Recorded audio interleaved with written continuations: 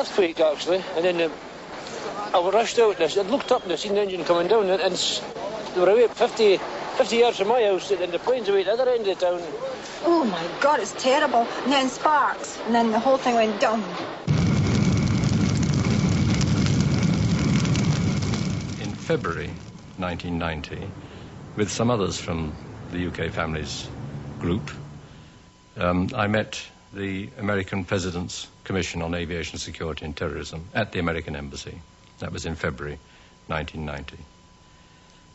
And at the end of that meeting, after we'd broken up, one of the members of the Commission said to me, "Your government and ours know exactly what happened, but they're never going to tell."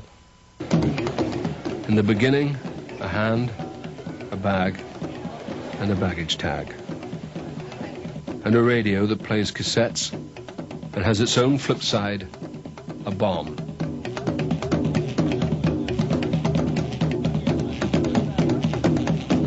Most of what we read in the papers is true, but no official party is going to tell you what's true and what isn't true.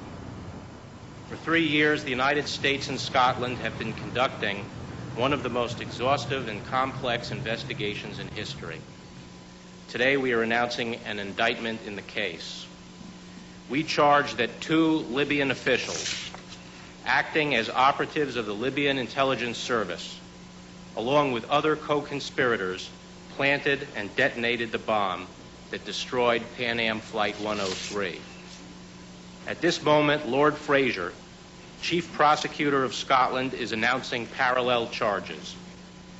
I have just telephoned some of the families of those murdered in Pan Am Flight 103 to inform them and the organizations of survivors that this indictment has been returned. Their loss has been ever present in our minds. One of my family, when he going to the airport, Hawrani gave him one tape recorder from his sister. He said, "That's remember it from my sister. Don't forget that tape recorder." And he go in the side of him, with him like bodyguard to the airport.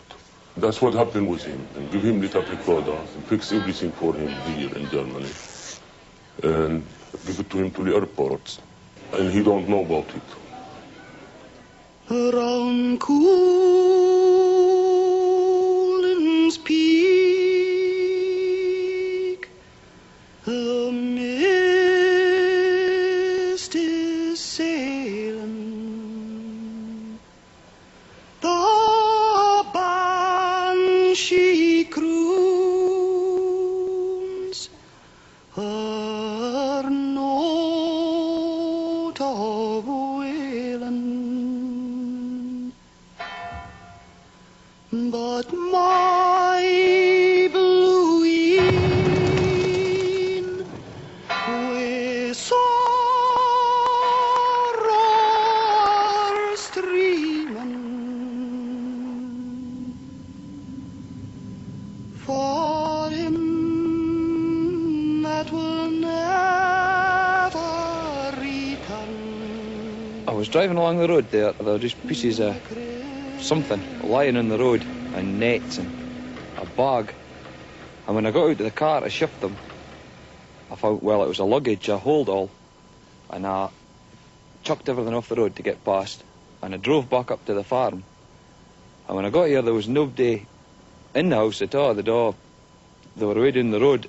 I found out later on, but when I got back, there was shoes, people's shoes, and a burst aerosol can. I can remember the most. It was spraying about on the doorstep in front of the house. Later on, a fella landed in for I don't know if it was mountain rescue, it was a bloke with a dog, and explained what had happened, that a plane had crashed. So I went out with him, I think it was about 2 o'clock in the morning when I got back, and he had the dog maybe looking for, well, somebody thinking there might be somebody still alive or something or whatever. I could really see we were finding great big bits of aeroplane, and just seemed to be hundreds of suitcases. There wouldn't be, but it seemed like it at the time. And also a lot of Christmas presents that they were perfect. And there was nothing wrong with the wrapping on them or anything. I think the worst was I picked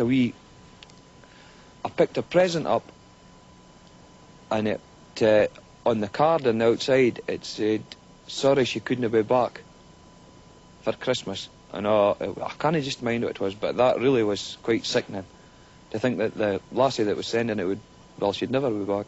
Jane and I were both at home in Bromsgrove, and I was actually in my study doing a kind of family calendar with the picture for each month for various people for Christmas. And Jane called me through because she'd heard on the television about an air crash. And my first reaction was that it couldn't be anything to do with Flora, because I thought she would have been out in mid-Atlantic by that time. And in fact, of course, we didn't know that the plane had been delayed a little bit. But I just came through and we watched these dreadful pictures of the little town of Lockerbie in flames. And at that time, I think I felt it wasn't Flora's plane. The plane did come down, actually, where houses were. Houses are not there now. It's just a big crater where the houses used to be. There was debris falling everywhere, and I thought the whole roof was going to cave in on us at the time, but I looked out the back window and all I could see was fires starting up, you know, just right over the whole countryside was ablaze.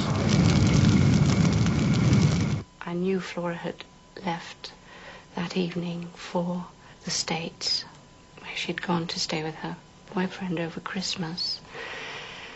And I switched on the television just for something to look at while I made the supper, really. And there was this news flash that there had been a crash in Scotland of a Pan Am plane. Well, immediately my heart began to thump, because I knew she was travelling by Pan Am. I was sort of gripped with that icy cold fear that I think every mother has when her children are in danger. It's just the most incredible devastation. It's just, it's unbelievable. It's impossible, I think, to just even imagine such an extraordinary tragedy. We had an aircraft going out that night, a 727, which was taking various members of our company up to Lockerbie. And also, we had a private aircraft to deal with, which was the American ambassador who was going up to the site. As far as I can recall, there were about 40 people, excluding crew, on board, of which I would estimate 50% of those were known to me as Pan Am people. The others, I wasn't aware of their affiliations at all. On the night, I started to set up a control room, and by about between 11 o'clock and midnight, we actually had a member of the FBI in the office who came in, introduced himself to me, and sat down and just sat there most of the night, observing what was happening. The local police force, Dumfries and Gallery, they were concerned at the swarms of Americans fiddling with bodies and, shall we say, tampering with those things that the police were carefully checking themselves. I'm not pretending that they said they are from the FBI or the CIA. They were just Americans who seemed to have arrived extremely quickly on the scene. I was asked to go to various locations in and around Lockerbie to look for bodies. At first it was in the early hours of the morning in very high winds, about 30 or 40 miles per hour at ground level. When we'd gone down one large field and identified about 10 bodies, we thought we ought to retrace our steps and put some form of identification on them. And so the only thing I had with me was a block of small white labels and 100 or so plastic gloves, which I carry at all times as part of my usual police searching duties.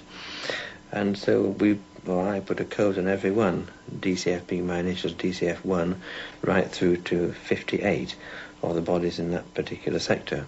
I learned later that when the bodies were taken to the mortuary, all the labels which I had put on them had been removed, with the exception of 2. And those 2 labels were identified on photographs later on. But for all the rest, every other one had been removed and disregarded. Very strange people popped out the woodwork very early on. Within a matter of 3 hours, there were American accents heard in the town. over that night, there were large numbers, by which I mean 20, 25, 30 people arrived. The next day, as somebody commented at the time, that's subtle. There was a whole bevy of people walked down the main street with blue wind cheaters and baseball hats with FBI on them.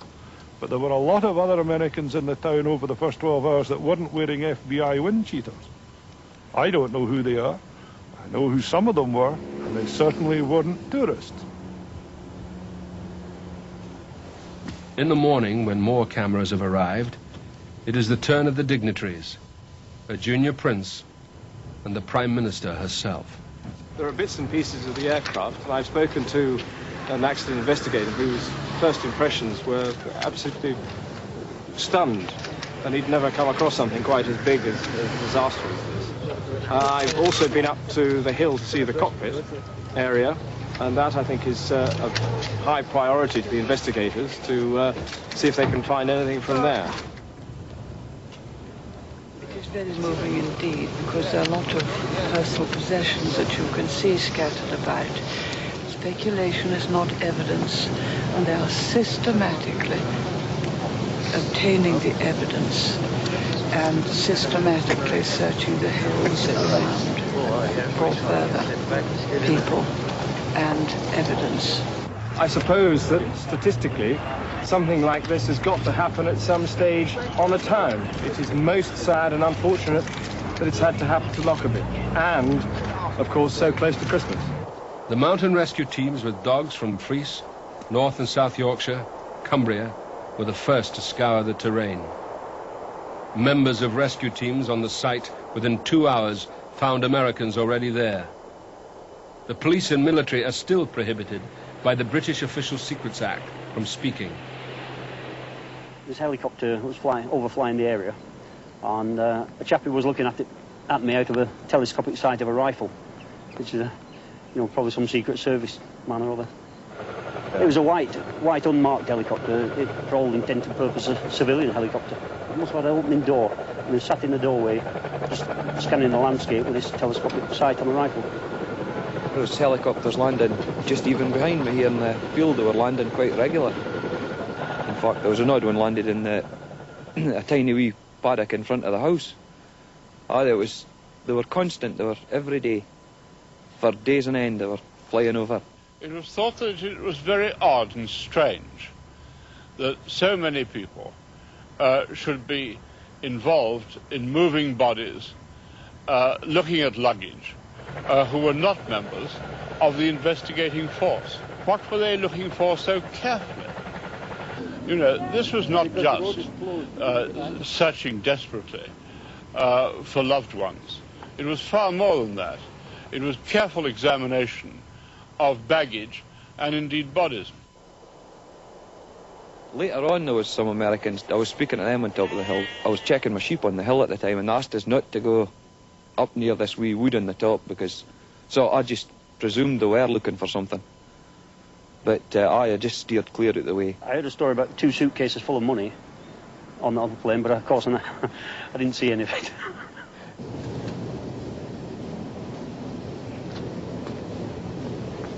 Well, the cockpit was like the head of some mortally wounded bird. It was instantly recognizable as a cockpit. And as daylight broke on the first full day of the disaster, the bodies were in an arc right round the hills that form the sort of amphitheatre here. And they were well spread out. It was soft ground. A lot of them had made indentations. And even a year afterwards, the animals wouldn't graze where the bodies had landed. It was as if they knew that something very terrible and yet very sacred had happened there.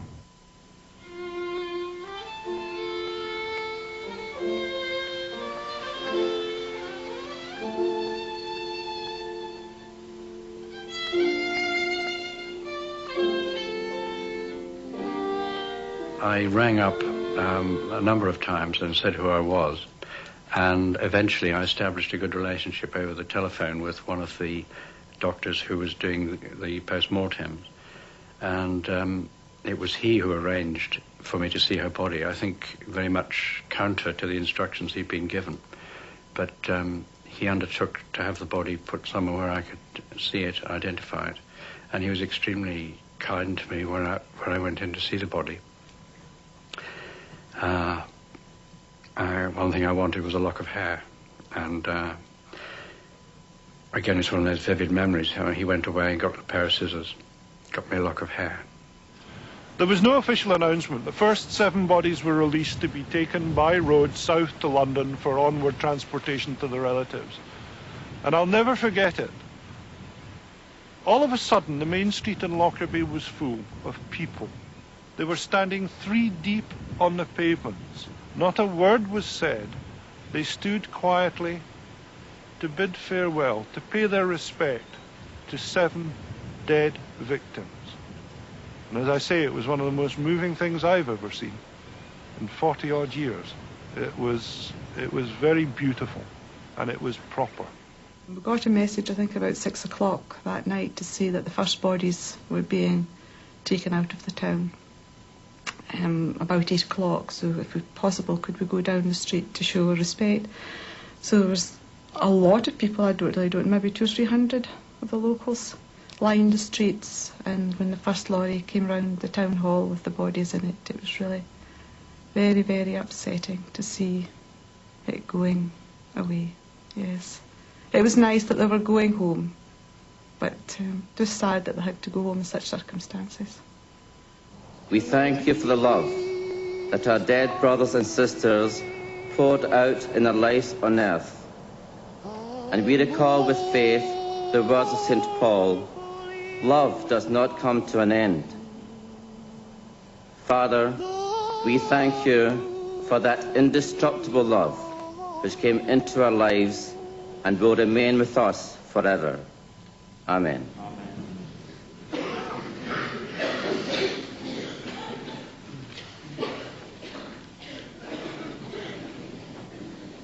Your brother will rise again. I know that he will rise again, said Martha. Do you believe this? I do, she answered. I now believe that you are the Messiah, the Son of God, who is to come into the world. Thanks be to God for his gospel. And so for these dead that had fallen out of the sky into Scotland, a first memorial service. A winter January morning, Martha's story read in the presence of the Iron Lady. Over the motor flyaway, on the road to Lochmaben, in the village graveyard, all death is local. On the stones, there is even the street. High Street, for instance, where a Rogerson, for instance, died. Generation buried with generation, grandmother with grandson, father with stillborn daughter. But there also are other deaths recorded.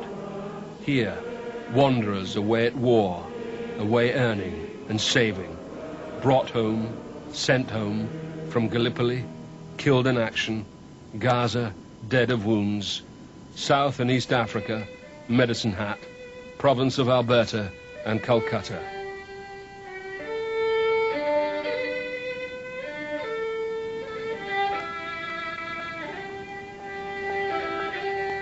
So they know that what these other dead had and owned is all that will ever be left of what they were, and that it must all be folded up and put away.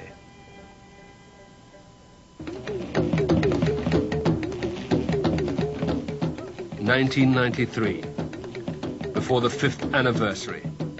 Still on offer, a $4 million reward for terrorists. After the 3rd anniversary, 2 governments had issued indictments against 2 Libyans. Why is a government then now paying for this newspaper advertisement? The 3rd, the 4th, and now a 5th memorial. The government seem to hope the memorials will go on and on and on, year after year, until all that is left is a fading memory clanging in a belfry tower.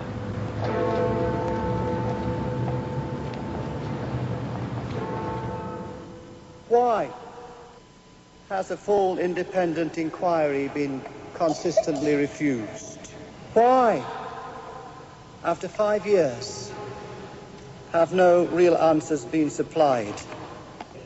Elias Stratis, Anthony Swan, Flora Swire, James Smith, Mary Smith, Geraldine Stevenson, Hannah Stevenson, John Stevenson, Rachel Stevenson, Charlotte Stinnett, Michael Stinnett, Stacey Stinnett.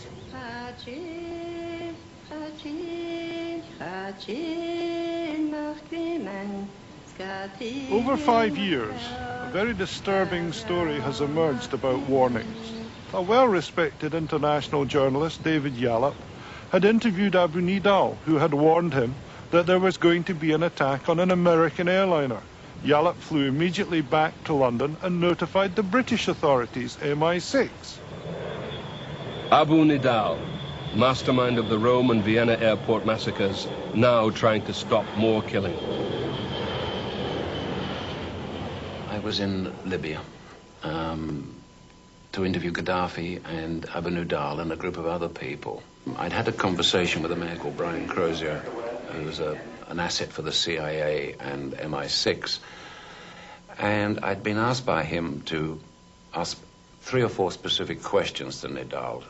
Nidal had told me that he was being put under great pressure by the Syrians to reactivate against an American target. I typed up an 8-page report, which I have a copy of here, in which I talk about the pressure being put on Nidal by both Syria and Iraq at that time to resume terror tactics. And I then elaborated beyond the report, specifically with regard to the pressure from Syria and to a potential American target. I was insistent that this information, this was, by the way, given not just to Crozier, but to a senior member of MI6 by myself, that this should be shared with the CIA and should be shared with them immediately. After that, there was a warning to the American embassy in Helsinki. Frighteningly specific. A woman would carry a bomb on board an American airliner at Frankfurt, heading for New York. That was circulated again through Interpol and again through the American State Department warning system. In the build-up prior to the tragedy, there were a number of warnings that came out through the FAA and various other agencies. The particular one that was of interest to me was the Helsinki warning, which I first had knowledge of. I believe it was on the morning of the 8th of December.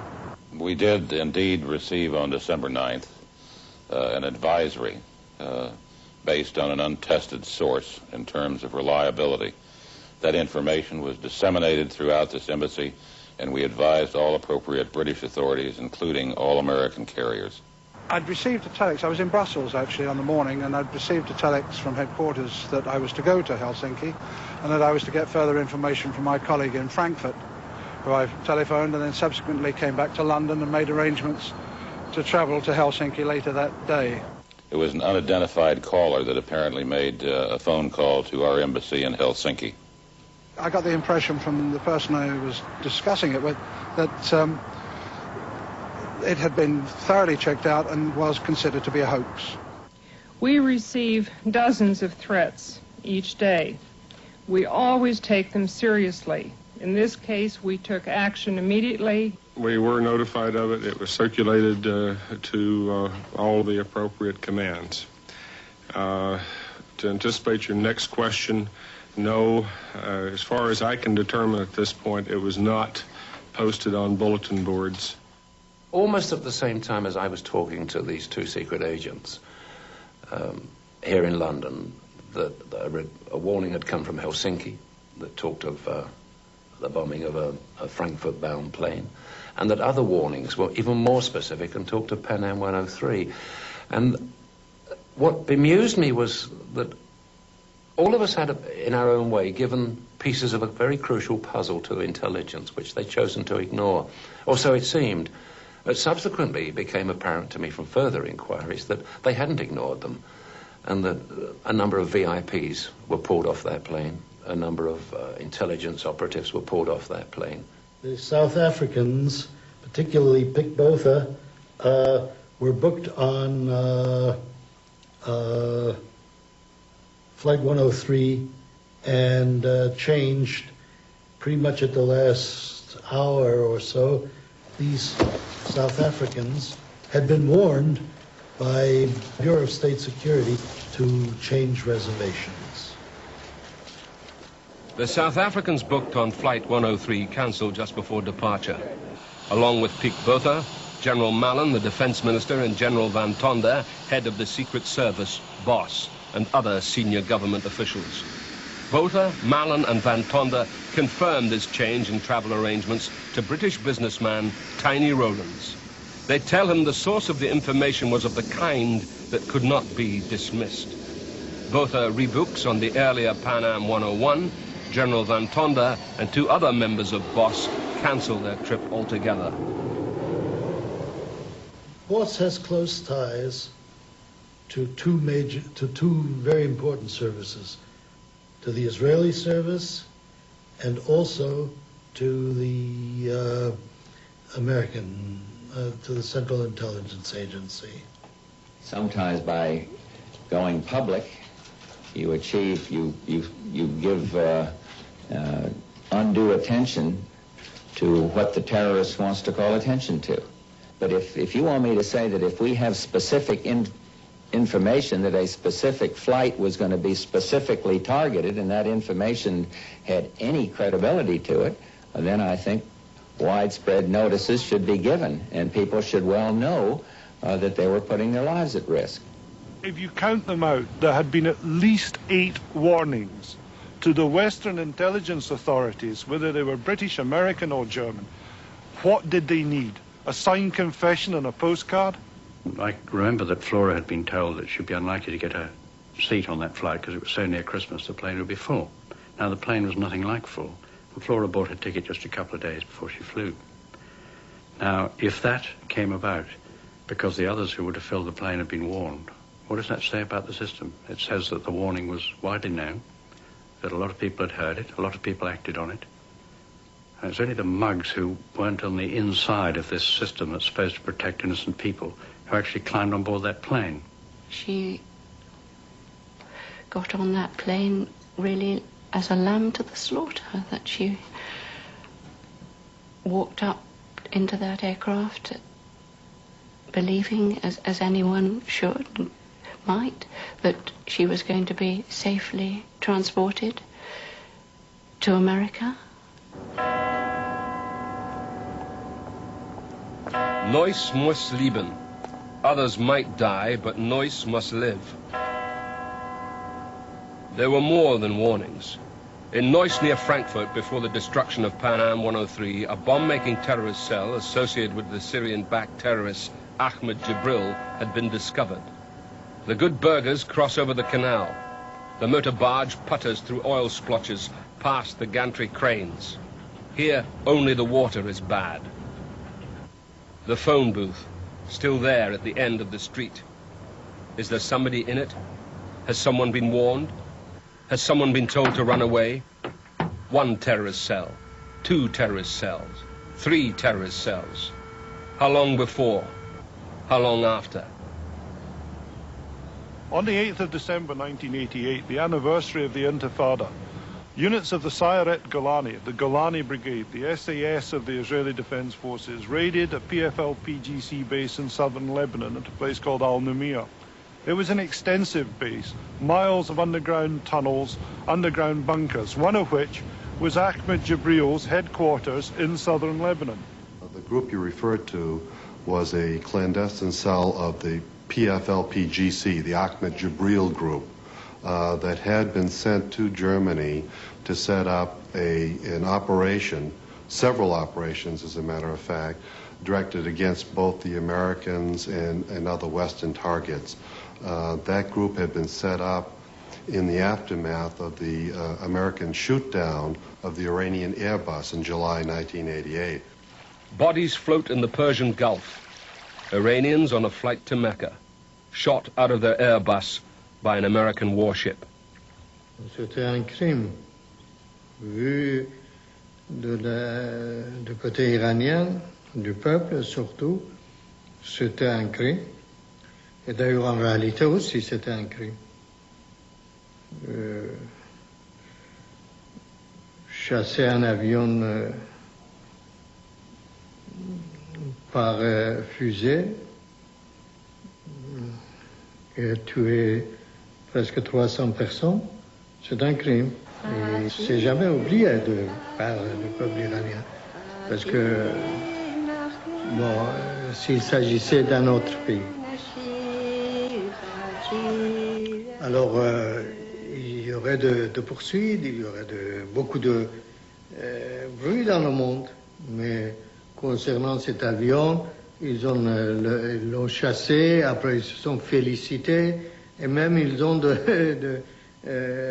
décoré l'officier de Vincennes, bâtiment qui a tiré sur cet avion-là. After the downing of the Iranian aircraft by the Vincent, everybody expected a revenge. The Iranian had to religiously avenge what had happened. It was clear that they will teach the Americans a lesson that they can do and duplicate what the Americans have done to them. It was only a question of time where an American airline, a courier, it doesn't have to be Panam, but specifically Panam, would be downed in retaliation. Revenge just creates additional problems, doesn't it? I mean, after all, this incident wouldn't have happened if Iran wasn't and hadn't been in the process now for a long time of attacking U.S. and other shipping in the Gulf. We've put all the ingredients into perspective, and we realize that it has to be a terrorist network that has experience in that matter. Iran would never do it directly. They would pay $10 million to a terrorist network that knew how to go about it, and the contract was out. It was known at the time that there is a contract for $10 million to down an American airline. The Germans received a very specific warning that Ahmed Jibril's right-hand man, Hafiz Hussein Dalkamoni, and a known bomb maker, Marwan Krizat, were heading for Germany. Following these contacts between Jibril and the Iranians, a clandestine PFLP-GC cell was set up in Neuss, Germany, and their master bomb maker, one who had developed a lot of improvised explosive devices for Jibril in the past, was also sent to Germany to work on assembling such devices. One of the targets investigators determined in the aftermath of that group's arrest was going to be an American aircraft. The BKA, the German criminal police, mounted a surveillance operation in Frankfurt, and in October 1988, Operation Autumn Leaves arrested 17 people.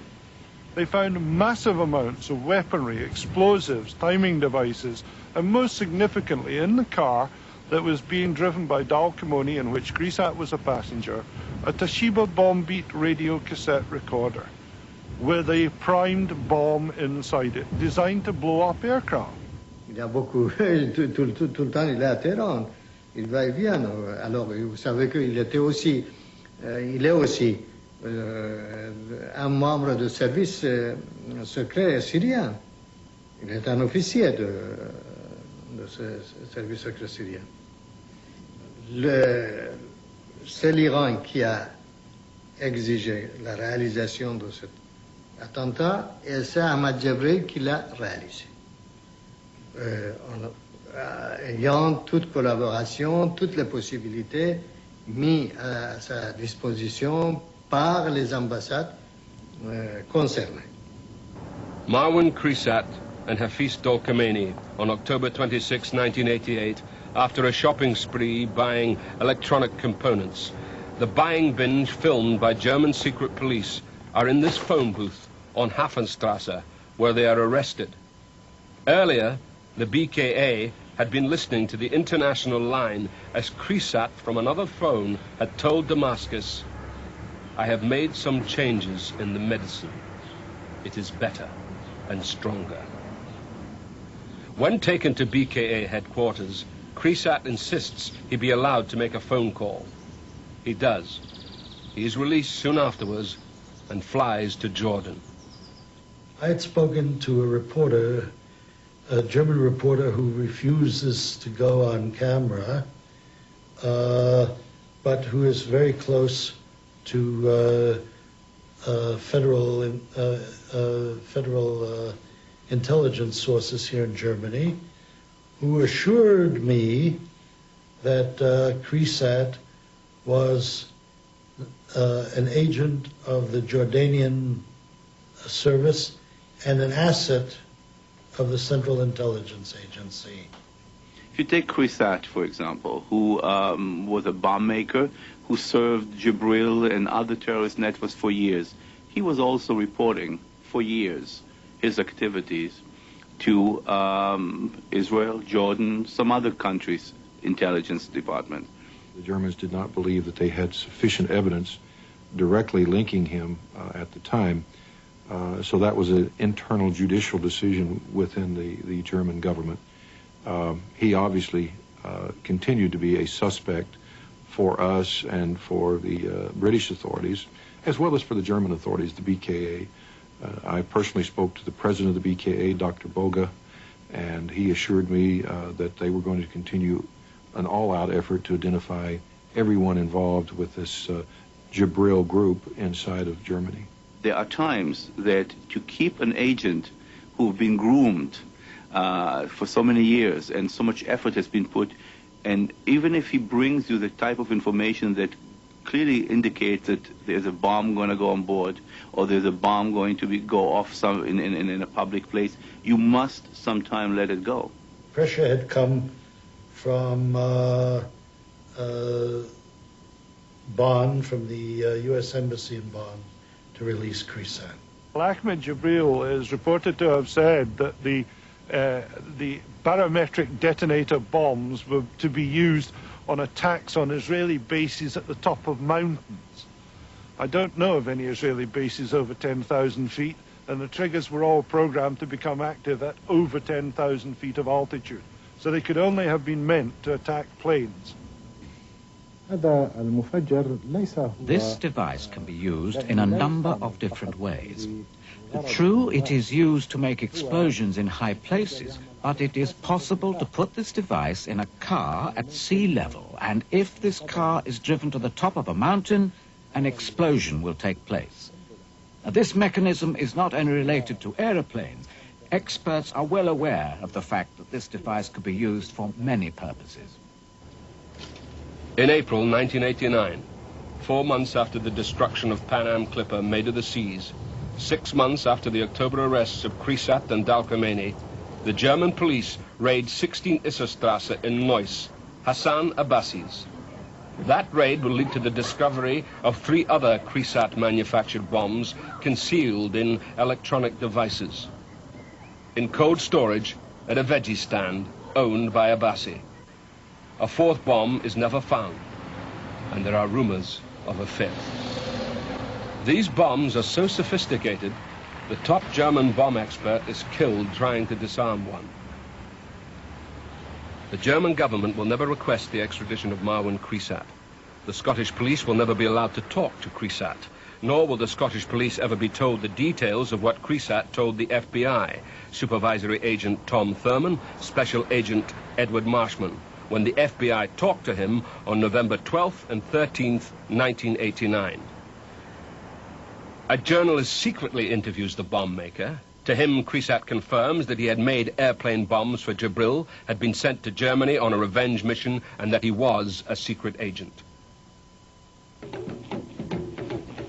So as the aircraft that was blown apart is put back together, rivets inspected, Howard jumbo jet banks demonstrated by a toy model, terrorists and bombs have already been found.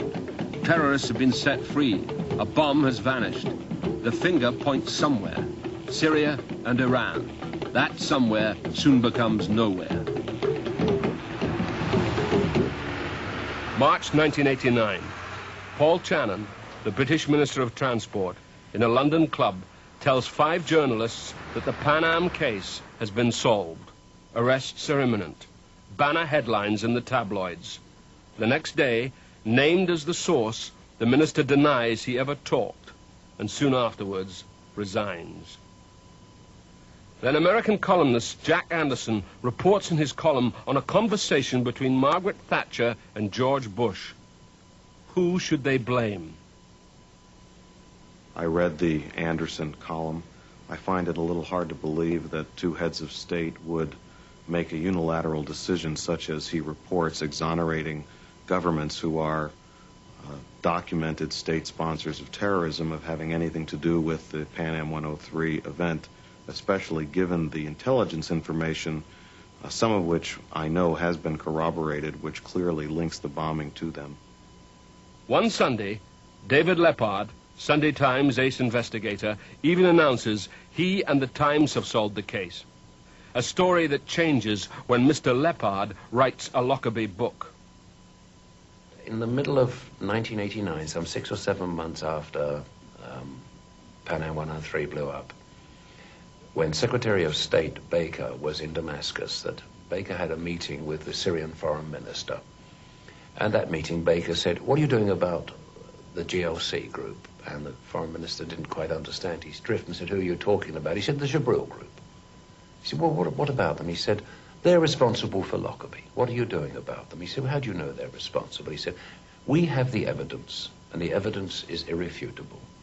Now, that was 7 months after 270 people were murdered in Scotland. I want to know why that irrefutable evidence has never been made public. I also want to know how it's now changed dramatically to suddenly be put at Tripoli's door rather than Damascus's door. The sea and a city trying to get to sleep.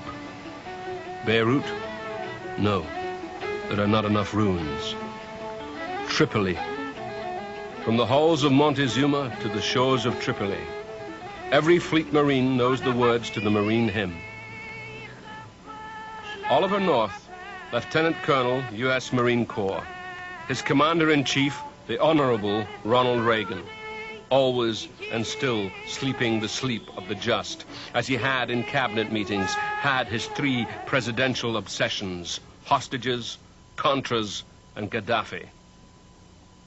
Ollie worked with Vincent Canestraro, on a program that was meant to destroy the Gaddafi regime.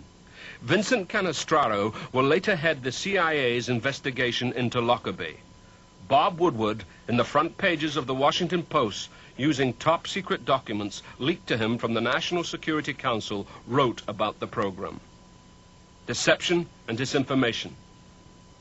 Mr. Canestraro and myself were the coordinators of Libya policy within the NSC and did have a direct role in coordinating the papers written by state with input from the CIA and the Department of Defense and other agencies that all had a role. I developed the policy towards Libya. In fact, I wrote the draft paper that was later adopted by the president. Planted stories, fabricated stories, stories that were meant to spin the world around. Crazy Gaddafi, flaky Gaddafi, killer Gaddafi. The climax of the Vince and Ollie show was to be kept very, very quiet. It does have a name. I worked next to Ollie for about 2 years, and he was a man that would do anything to achieve the objective he was working on. First, he considered it the most important thing in the world, and secondly, he would use any means, whether that meant lying, even to his friends, manipulating people. He would do anything to achieve the goal. There was intelligence information which could not be absolutely confirmed that Gaddafi was indeed interested in killing President Reagan. It is true that since then, people have argued that this was a fabrication by CIA Director Casey. And of course, with Casey dead, no one can know for sure what was Casey's agenda and whether indeed this information was fabricated. Oliver North was one of the principal proponents of the bombing of Tripoli in 1986, and as we understand now, did manipulate the press, talked quite freely with a lot of media people and had no compunctions about providing false information. It is certain that Gaddafi sent people who worked for him, Libyans and others, into the United States to kill Libyan dissidents. There's no question about that. Whether some people may have twisted information that dealt with those individuals into stories alleging a conspiracy against President Reagan may be true or may not be true. The airplanes gather in silence. Even if the afterburners are at full thrust, as they always have been during every long war that waxes hot and cold. The affable ally, the lady, never keeps the gentleman waiting for long. The bombs and planes are American. The British provide only the pavement. That way, these two very special partners can again skirt the rest of Europe. Lady and gentleman, waiting. Pilot, fuse, and bomb, all waiting. If the wait is too long, a pretext can always be created. In 1986, La Belle Disco in Berlin bombed. Libya is like magnetic north. The finger always points there. After the rubble settles in Berlin, Tripoli, and Benghazi, the evidence implicating Libya goes up in smoke.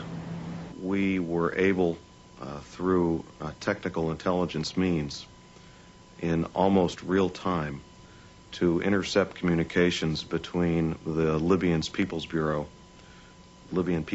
in Germany and the intelligence headquarters in Tripoli, which stated very clearly that a terrorist act had just been perpetrated against an American target as had been directed, and as far as the United States government was concerned, this was ample proof and justification for the retaliation which ensued.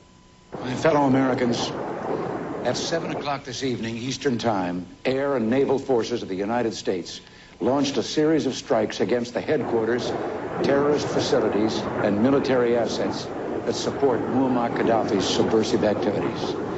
The attacks were concentrated and carefully targeted to minimize casualties among the Libyan people, with whom we have no quarrel. Later on, and some Libyans take me in the car and bring me here in the hospital. But they were crazy. So we have about 5,000 of their nation. Now, so we have the right to kill them right now. Perhaps they wanted to band and to kill just the citizens, not military camps. I saw the effects of that bombing firsthand, and I talked to some of the relatives of people that had died. I talked to some of the people that had been injured. They were ordinary Libyan people. I walked around the ruins of the French embassy, the German embassy. They were very Catholic with their bombing, the Americans. If it was standing, they hit it. The strikes that were conducted against the Azazia barracks were targeted on the Azazia barracks. And at no time am I aware of any directive or action that was taken directly by the United States that could be described as an assassination attempt. I know that some have accused the Reagan administration, and indeed some journalists have accused me personally of trying to arrange for the assassination of Gaddafi. Those accusations are false and without merit. The only building they hit inside the Azzi barracks where Gaddafi was, which is a huge area. I mean, you're talking something like the size of St. James's Park. Only one building was hit, was a two-story building, which was Gaddafi's private residence. There's no doubt in my mind it was a contract. It was a target to hit one and kill one man. At no time did any document call for action that could be defined as an assassination attempt against the life of Colonel Gaddafi.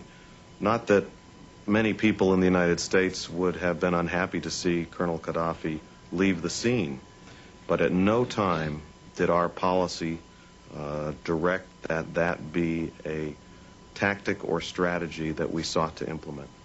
I established that Reagan, who went on American TV at 7 o'clock in the evening Eastern Standard Time to explain the attack that had just occurred at 2 o'clock in the morning over Libya, had to have his autocue changed because initially it was justifying the killing of Gaddafi, and of course that hadn't happened, so that had to be wiped off the autocue.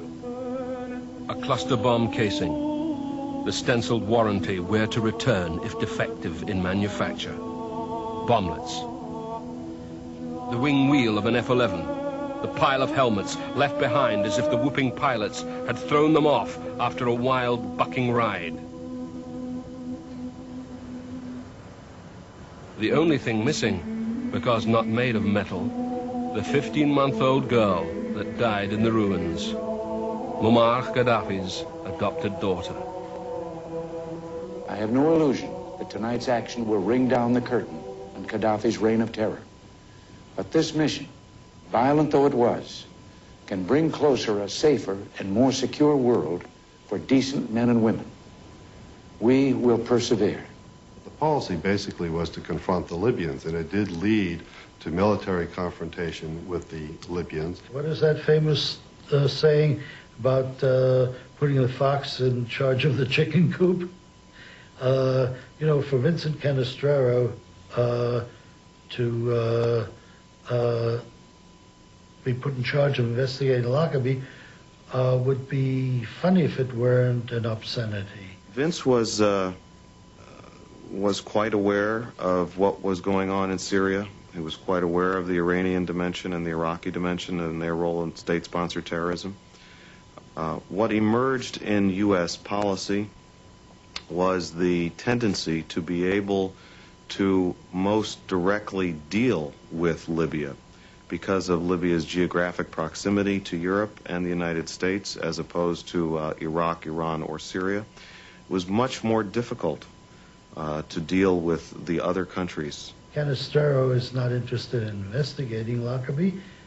I believe Canestraro was put in charge to make sure that the Lockerbie case goes in a specific direction because he wasn't put in charge immediately. As long as there was as long as at the beginning they were willing to blame Syria and Iran, Canestraro had nothing to do with Lockerbie. As soon as it shifted to Libya, then they brought in, of course, the Libyan dirty tricks expert to oversee the investigation. The Syrian support for terrorism was much more circumspect. The Syrians were much more capable of concealing their direct role. The Iraqis had been taken off the list of countries that supported terrorism in the direction of CIA Director Casey in early 1982 in order to facilitate the U.S. tilt towards Iraq. The Iranians, because of their geographic proximity, while clearly an acknowledged sponsor of terrorism, who were very active, particularly in Lebanon, but elsewhere around the world, were also hard for the United States to reach. I think the Scottish police did an outstanding job. Some of it has been documented. I think the FBI in particular, their explosives experts and their forensics experts also did an outstanding job. I think on both sides of the Atlantic, it was probably the largest criminal investigation in the history of both countries.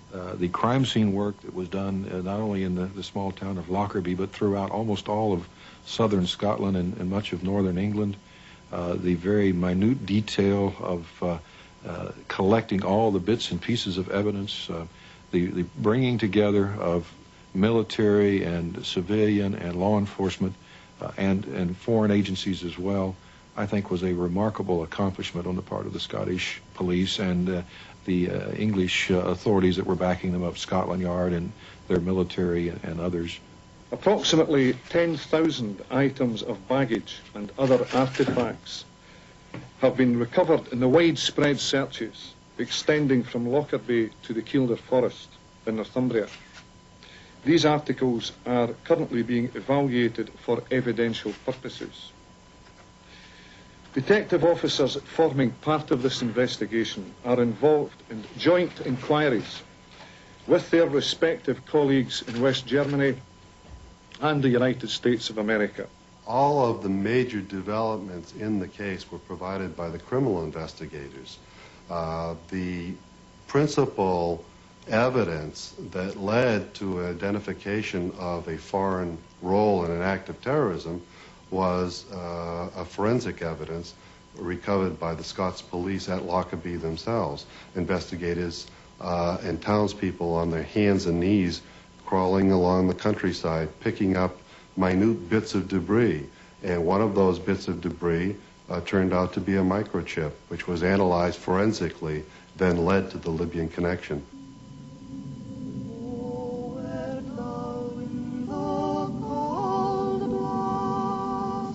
God sometimes speaks to detectives in mysterious ways. After 2 years, sometime in those 2 years, after 2 Scottish winters, surviving wind, mist and snow in the 850 square miles, moor and forest land where 150-mile headwinds had scattered wreckage, a miracle, a clue, found, they say, near the Kildare pine forest, where it is as dark as it must have been before time began, with a first big bang.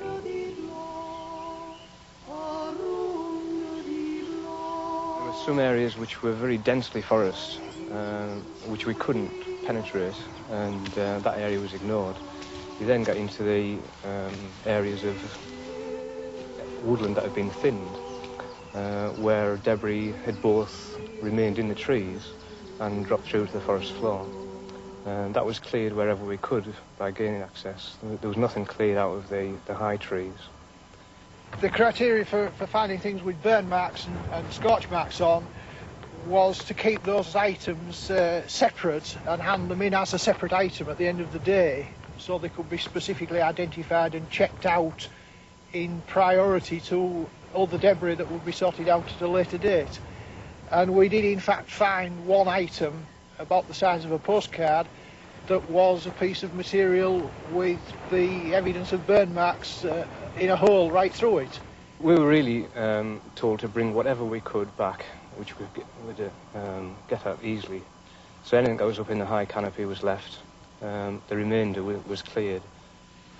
On the Scottish moors, the mist comes in, near the ground, but in the pine woods, where the tiny bit of microchip rested until found, even the mist is invisible. Tom and I were associates in the explosive unit. We worked together in that unit, and he was assigned the case as the case agent for the FBI, the forensic examiner, if you will. And it was Tom's responsibility to organize and collect all of this evidence, analyze it, as well as the people from RARDI, the British side of the forensic investigation, and to coordinate the results of their analysis and examination to identify these components, reconstruct the bomb, and provide these leads that were so essential. Intrepid Tom Thurman of the FBI had, in 1989, interviewed Noyce bomb maker Cresat, never sharing what he was told with the Scottish police. This time, before he could act, he had to be helped by 2 English counterparts, forensic experts from RARDI, the first to see the importance of the extraordinarily eventful forensic find.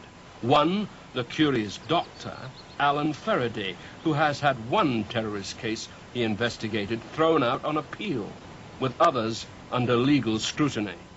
Perhaps one of the most surprising things about Alan Faraday as an expert witness is that he has no formal academic qualifications whatsoever. The only qualification he has is a technician's qualification, I suppose you'd call it, a higher national certificate in physics and electronics, and that's about 30 years out of date. So, no, he's not a doctor, and indeed I would even go so far as to say he's not a scientist in the accepted sense. Well, the first time I encountered him giving evidence was in the trial of Daniel McNamee, an Irish person who was in the Old Bailey. He was up on bomb-making charges. I was, because of some previous court experience, I was asked to come along and to watch proceedings. I was from the public gallery, and I watched Faraday, and I gradually became aware that he was giving the evidence a certain emphasis that really wasn't justified, that technically couldn't be justified. Thomas Hayes, the second English forensic expert, an actual real chemist, has his own terrorist associations. The Maguire Seven, associated with Jerry Conlon, convicted of needing TNT in their bathroom, in part because of Hayes' scientific evidence. The Maguires spent 63 years in prison. The evidence was entirely forensic in nature. There was no other evidence at all. They made no confessions. In fact, they consistently denied any involvement in any terrorist activity or handling any such material. Dr. Hayes had carried out a test on gloves belonging to Mrs. Maguire on a second occasion and had detected the presence of nitroglycerin on that test. So he was not actually a primary witness. He was a secondary witness as to fact. But his role during the course of the trial as a chemist and a qualified chemist, whereas the others who were giving evidence had no formal qualifications but had worked in the field of explosives detection for many years. His role was to reinforce what was being said and to provide the explanations that the court needed in order to be able to comprehend the nature of the prosecution case against these people. Alan Faraday maintained, wrongly in my view, that the electronics was intrinsically sinister. For example, that a tiny little board with an amplifier chip on it, I mean in itself an utterly innocuous item, he would maintain that it was specifically designed and constructed for bomb-making purposes. And, the implication being that anyone who handled or any involvement whatsoever to do with this tiny little circuit board would have knowingly been involved, had to be knowingly involved in bomb construction. They were all saying the same thing. They were all saying that the test was specific. They were all saying that there wasn't enough sample to run a second test. They were all saying that there was no other substance known to them that could be confused with nitroglycerin.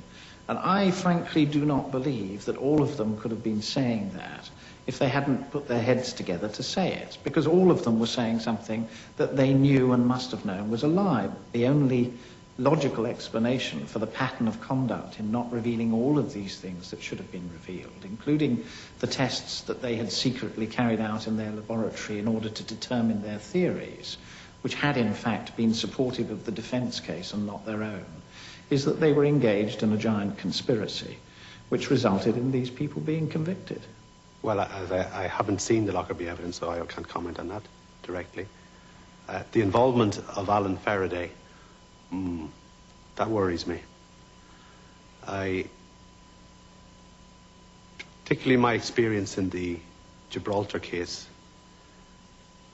one thing that struck me then at the time, very strongly, the British government employs hundreds of people, extraordinarily well qualified in the areas of radio communication and electronics. Alan Faraday is not qualified, yet they use him. I mean, I have to ask the question, why? Essentially on June 15th of 1990,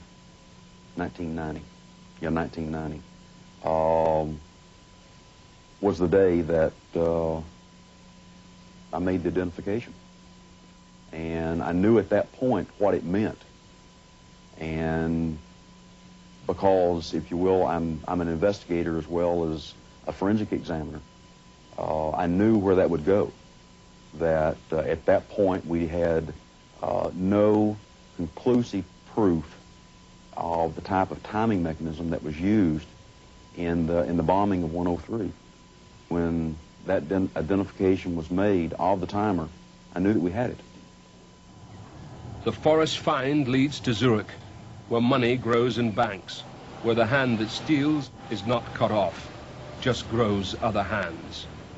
To this man, Edwin Bollier. Und die schottische und amerikanische FBI kamen dann in die Schweiz und man hat uns erklärt, dass solche Timer, also man hat uns dieses Fragment gezeigt auf einer großen Polizeifoto und hat gesagt, ob das von einem Timer von unserer Fertigung ist. Wir haben sofort, also ich habe sofort auf diesem Foto erkannt, dass das tatsächlich ein Stück ist aus einem Timer der Nullserie, der ersten Serie von unseren MST-13-Timern. Und man hat mir dann erklärt, dass 2 von diesen Timern beschlagnahmt wurden in 1986 in Dakar und später, glaube ich, noch in Senegal. von 2 libyschen Leuten.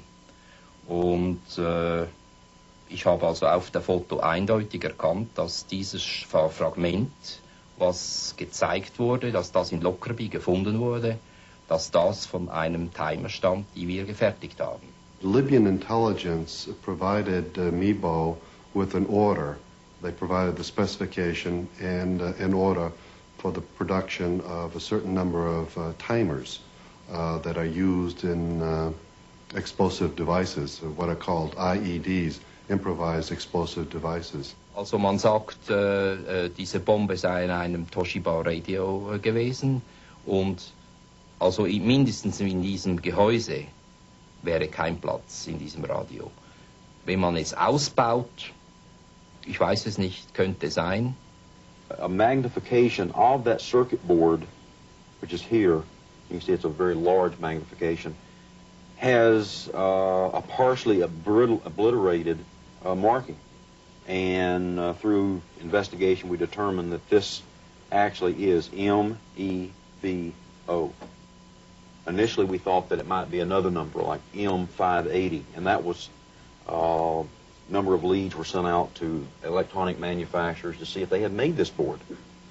And they said no, that was not their identification. So the last thing that we determined, which was the right thing actually, that it's MEBO.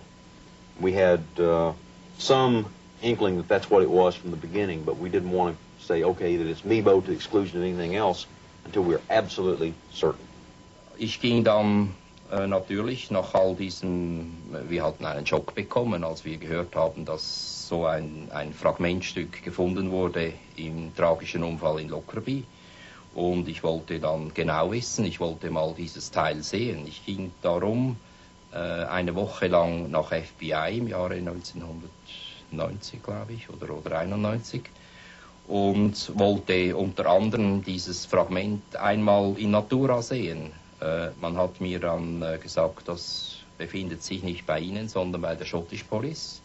Ich ging also nachträglich zur Scottish Police eine Woche und auch dort hat man auf mein Verlangen hin mir das Stück nicht zu Gesicht bringen wollen, nur auf einer Foto. The forensics determined that the microchip found in the debris at Lockerbie came from one of those timers produced by MEBO. They were able to trace it to the certain lot that Libyan intelligence had purchased from them. Und hat mir dann erklärt, das könne er mir sehr gut erklären. 3 von seinen Leuten hätten unterschrieben dafür, dass sie dieses Stück gefunden hätten in einem Stück Mantel. Und die 3 FBI-Leute hätten dafür unterschrieben. Später hörte ich, dass es hieß, die schottische Polizei hätte das Stück gefunden in einem Hemd, das aus Malta stammt. So the FBI were telling Mr. Bollier they had 3 men in Scotland in place constantly for 2 years when every piece was found, because how could they have known beforehand what was important? Then the Scottish police tell him that none of that is true. They, in fact, found the smoking timer themselves in a shirt from Malta. 2 years after his mountain rescue team had searched the Kildare forest for 2 brief but terrible Christmas weeks, that is how long the main search really went on, Bobby was asked by the police to sign a statement saying he had found things, including things he could not even identify. Approximately 2 years after the searching finished, I received a phone call from a policeman in Lockerbie itself asking if he could come down to my home and bring with him certain bags containing some evidence that was of an important nature, and would I sign to say that I'd picked those up, or people in my party had picked those up and I'd handed them in. He brought with him 3 small bags about the size of an A5 piece of paper, one of which contained this item of cloth, one of which contained a brown piece which looked very much like a piece of suitcase, and the third item, I've just no idea what it was. Then the trail blurs further. Other countries, in fact, had the same timers. Als ich befragt wurde, habe ich mich nicht erinnert, dass wir noch 2 Stück an die DDR geliefert haben. Und zwar hat die DDR dazu mal die Stelle dort, die Einkaufsstelle, hat dazu mal diese Timer nicht bestellt, sondern ich hatte die, weil wir die neu entwickelt haben bei einem Geschäftstreffen, hatte ich 2 solche Timer mitgenommen und sie auch offeriert, und man hat dann diese 2 dort behalten und gesagt, man werde die später bezahlen. There has been some speculation about timers from that same series being provided to Stasi. And it's true that they were, but they were on brown circuit boards. The circuit board that was used in the explosion of Lockerbie was a green production model of the timer, and that came from Libyan intelligence. In the Stasi files, the name of Edwin Bollier, codename Ruben, Stasi agent. His control, Joachim Henschel, codename Wenzel. Meetings in Berlin safe houses, German girls in the Inter-hotels. The Stasi had discovered Bollier was selling everything to everyone. The timers only the Libyans were supposed to have to the Stasi, and American C4 explosives, and Italian remote radio-controlled detonators. 2 million Deutschmarks, one Stasi payment for gear. And selling directly to terrorists, the Red Army faction, Palestinians, other Arabs, in both Germanys. The Stasi even conclude Bollier must have been working for the CIA because he seemed to be able to get very special American equipment so easily for the Stasi. Double, triple, quadruple agent. A truly neutral Swiss businessman. Through good training and through good diligence and through the tremendous amount of concentration and hard work and effort that was put out by the search team, that evidence was found. Luck was made in this case by a very strong cooperative effort among law enforcement and military services in this case. And that's what brought the successful resolution to the identification of the people involved in that bombing. Then another twist in turncoat Zuricher Bollier's story. After a visit by Americans on December 28, 1988, he signed a document 1 week after Pan Am 103 was destroyed. A document in which Mr. Bollier swears his timers were of a model only sold to Libya. Signed even before the use of a bomb had been made public. Before the miraculous groveling search, 1,000 Scots in lines on hands and knees find the smoking fragment. Mr. Bollier had sold so much to so many, he could be blackmailed. So in that situation, he signed. Now he says the document can belong to whomever pays him $2 million cash.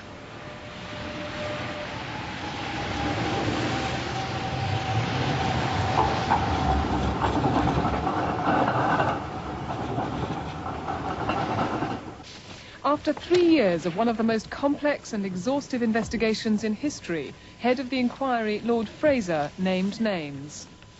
The 2 accused are Abdul Basit Ali Muhammad al-Magrahi and Al-Amin Khalifa Fima. That the investigation has come to this conclusion is not a surprise. We are now actively considering what actions to take. We have no evidence to implicate another country in this disaster. I understand the investigation has revealed no evidence to support suggestion of involvement by other countries. In the coming days, the President will be consulting closely with Prime Minister Major and other world leaders to fashion together a cooperative international response to this latest terrorist atrocity by Gaddafi's government. Today marks a milestone in the nearly 3 years of unresolved grief and unrelenting persistence to find the truth.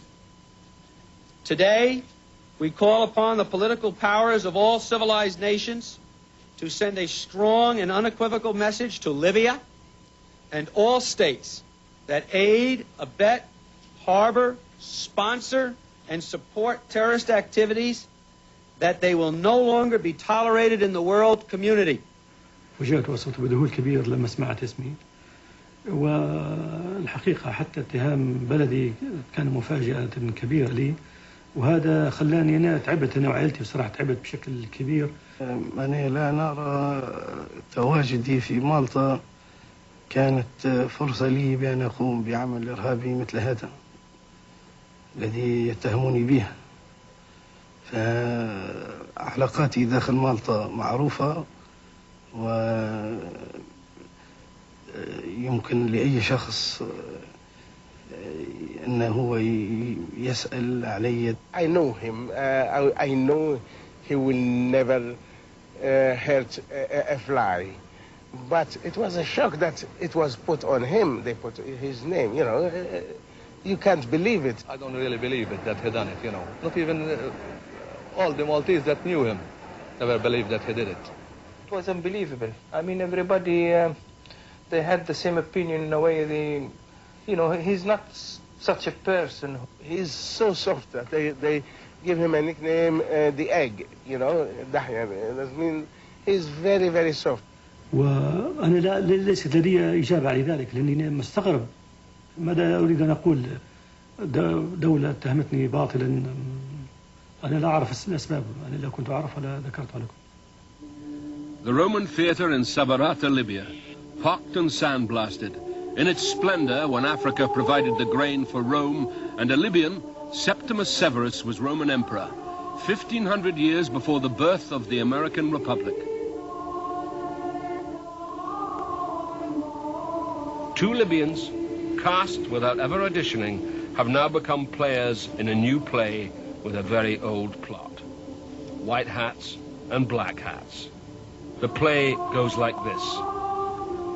Basit Maghrabi, terrorist one, a frequent traveler in his work for Libyan Arab Airlines, always using his own passport, arrives in Malta and using a false passport checks into the Holiday Inn, one of the only two luxury hotels in Sailima not owned by Libya. هم يتصورون أنني أستعمل اسم مزور، ولكن سوف في المحكمة سوف تكون هناك إجابة واضحة لهذا الموضوع يعني. In the meantime, second terrorist Lamine Fima is rigging a bomb in the Libyan Arab Airlines office. Could it be this office? Or perhaps this one?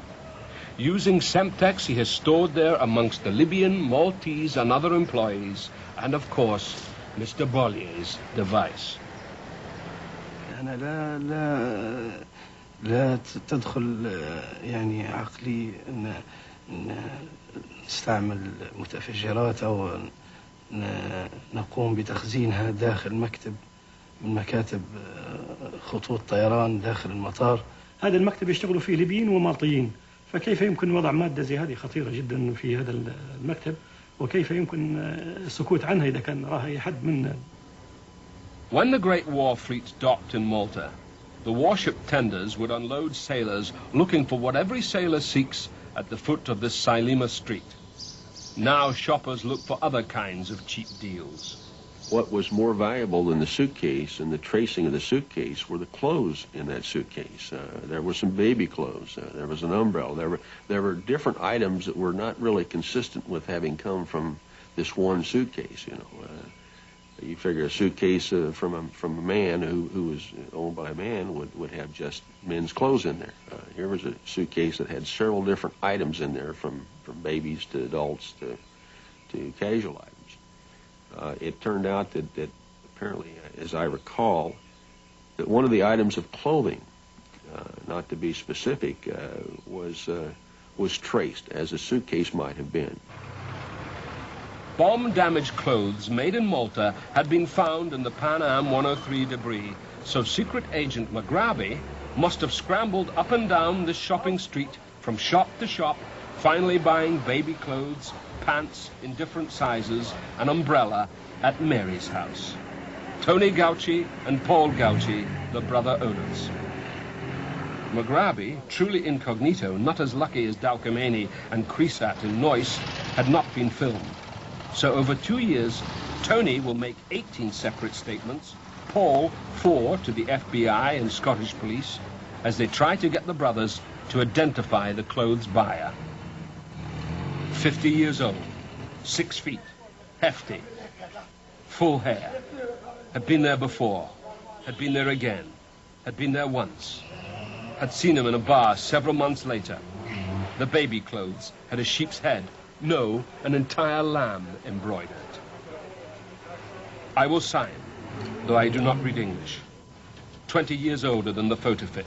Similar, but not identical. Maybe, perhaps, like him, but not fully like him. Like the man in the Sunday Times.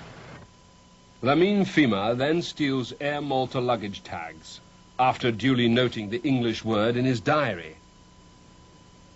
أول شيء أنا فترة الحادثة لم أكن أشتغل داخل المطار حسب ما هي الصورة واضحة أمام العالم. بالنسبة للتاجز موجودة بطاقات الشنط موجودة في المطارات بشكل لست أنا الوحيد اللي ممكن نصل إليها. قد يصل لها أي شخص آخر ومن السهل. بل موجودة في جميع مكاتب الخطوط الليبية. لماذا لا يقول بأنها هي سرقت من داخل مكتب الخطوط الليبية في مالطا في ليبيا؟ And then arranges for an unaccompanied bag full of the medley of Maltese clothes and the bomb to be put unaccompanied on an Air Malta flight. The bag going through 3 airport security systems, traveling through a European winter with unpredictable flight delays, the explosion capable of occurring anywhere on Pan Am 103, in the air, over land or sea, even in the airport. Our play began as a tragedy. Has it now become a comedy? With 2 stooges, not 3? If a device had been infiltrated into the system at Malta, it would have been necessary for that device to have been carried in an aircraft on the sector from Malta to Frankfurt, to have gone through a handling process, been carried on an aircraft for the sector from Frankfurt to Heathrow, and then timed to detonate during the final sector, Heathrow to New York, presumably whilst the aircraft was over the ocean to avoid discovery of forensic evidence. And one has to say, are terrorists idiots? Don't terrorists plan to have a reasonable degree of success of doing it? We looked at something else, and it's a matter of public record of the bomb-making activities and the group that had been active in Germany, in Neuss at the time. There's all the publicity, the documentation of that. So we had to consider, do you think it's likely that a terrorist group that has managed to manufacture a very sophisticated device in Germany, are they going to move it somewhere else and then send it on its way back to Germany?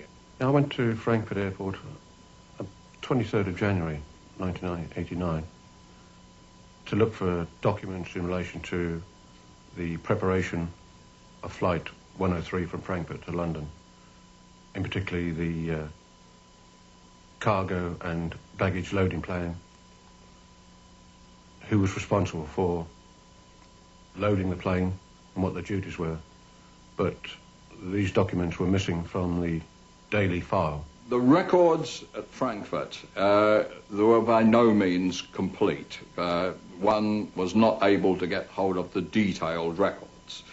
Particularly that concerned me was there was no record as to who unloaded that flight KM180 when it arrived at Frankfurt. We don't know who the loaders were. There was no record of the number of bags that were actually unloaded from that flight. There were no records that I could find. If the original documents had been taken by the authorities, by that I mean the police, then it would be normal practice for a copy to be retained in the Pan Am file. In 1993, Air Malta wins its libel suit against Granada Television. Granada, in a docudrama, had claimed the bomb had been placed in an unaccompanied bag on an Air Malta flight. But Malta The records of the handling of that flight, KM180, were made available for me to see. There was no evidence of any unaccompanied bags. All of the bags that were carried as passenger baggage on that flight had been checked in by a passenger who actually travelled on the flight. When, in October 1989, the FBI visited Frankfurt Airport, the agent sent back this telex to Washington. No evidence of any bag transferred from an Air Malta flight. The only evidence showing a transfer bag, a computer printout used to prepare this German police report. An airport employee, Mrs. Erak, claims to have stored in her locker a copy printed off the destroyed original computer tape. The computer printout does not say where the bag came from. They try to tie that bag to KM180 from the worksheet, which was maintained. And as we found, the worksheet is completely unreliable. And in any case, even if you accept that the worksheet was approximately right, we have nobody that can account for or was in charge of or can tell us who or how those bags came from the actual aircraft, KM180, to that coding station. And for more than 1 kilometre, and while they were in there waiting, those bags were under nobody's control or supervision. They were not counted. We don't know how many should be there, and it would have been possible to put another bag in there along any of that route or at any time. I've never seen any documentation whatsoever produced by Pan Am or anybody else to show there was any interline baggage from the Air Malta flight on the 21st of December 1988. What I can tell you is that both Fahima and Megrahi are members of the Libyan Intelligence Service. They were undercover as employees of Libyan Arab Airways, but they are in actuality members of the Libyan Intelligence Service. أنا منذ صغري لا أنا ولا أحد من عائلتي والحمد لله أنهم دخلوا في مجال سياسي أو مجال أمني داخل الدولة الليبية، ولا عمري أنا فكرت في حياتي بأن أكون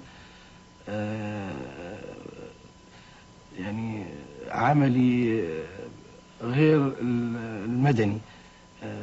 دائما اشتغلت في الخطوط ودائما ولا زلت إن شاء الله أملي أن أشتغل في الخطوط. تميت دورة الترحيل الجوي في نيويورك وتحصلت على الFAA لايسنس من الأمريكية. لما تحصلت عليها كنت في ذلك الوقت كان عمري في ذلك الوقت أقل من العمر المصرح به أن نأخذ لايسنس أمريكية. And in this, as in every spy story, especially in Malta, proverbial land of the double cross, there is a Secret Service defector, a Mr. Jaika, with lots of cash, girls, and whiskey. The only thing I can tell you about this particular person is he was a former member of the Libyan Intelligence Service who has defected to the United States, and he is now in the Witness Protection Program of the Department of Justice. So he would be used in a trial of Fahima and Megrahi were the Libyan government ever to release these two for trial, either in the United Kingdom or in the United States. السيد جاكا هو كان يشتغل في محطة مالطا، من ضمن الطاقم اللي يشتغل في محطة مالطا.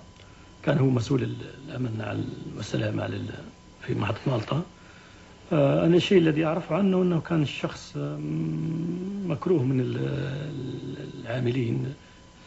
وكل ما أستطيع أن أتحدث عليه بأنه هو شخص يعني كان سيء الأخلاق مع سواء الموظفين اللي كانوا يشتغلوا معانا، سواء معاملته للركاب، سواء السلطات المالطية نفسها داخل المطار تعرف الكلام هذا يعني. He used to come here with the Libyan Arab Airlines crew or the guests that the passengers that they have to stay night over here, and the way of dealing with us wasn't correct. To the point, once I remember I had to report him to his office here, the representative of the Libyan Arab Airlines. He used to owe us a lot of money here. You know, he used to bring sometimes the crew of the Libyan Arab Airlines here, which this crew, they have some allowance, which we had the orders to issue this allowance to them. Well, as a representative, he had the authorized signature to give them the allowances, you know. And sometimes we used to hand it to him, and the crew wasn't there.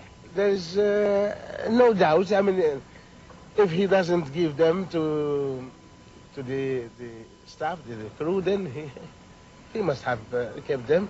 They asked him to return back to Libya because his contract finished or he's staying in Malta. So after a few days he came here to the hotel and he had a plaster in his hand, you know. So what's wrong? I mean, he said, oh, I just fell from the stairs, and apparently he made this to get an extension, another 3 or 4 months to stay here. The fact that they have, in the face of UN sanctions that are fairly onerous for them, refused to release either one of them for a trial in a Western court of law indicates that they have something to be concerned about if they were to appear free of any kind of pressure from the Libyan government. So I don't think, if they haven't done it up to the present time, they certainly have no intentions of doing it in the future. فأنا أريد أن تكون هناك محاكمة، ولكن أريدها محاكمة عادلة، محاكمة في بلد ليس هو الخصم وهو الحكم في نفس الوقت، بلد محايد يستطيع أن يأخذ كل الحقائق المطروحة ويحكم. أنا واثق من براءتي، واثق من براءة بلدي. أنا أريد الحقيقة أن تطلع لأني أريد أن يعرف الجميع أنني بريء.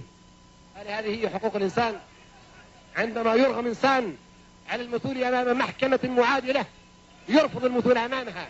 هذه هي حقوق الإنسان. عندما تفرض العقوبات على دولة لكي تتنازل عن حماية مواطنيها وتدوس على حقوقهم الإنسانية، هذه هي حقوق الإنسان.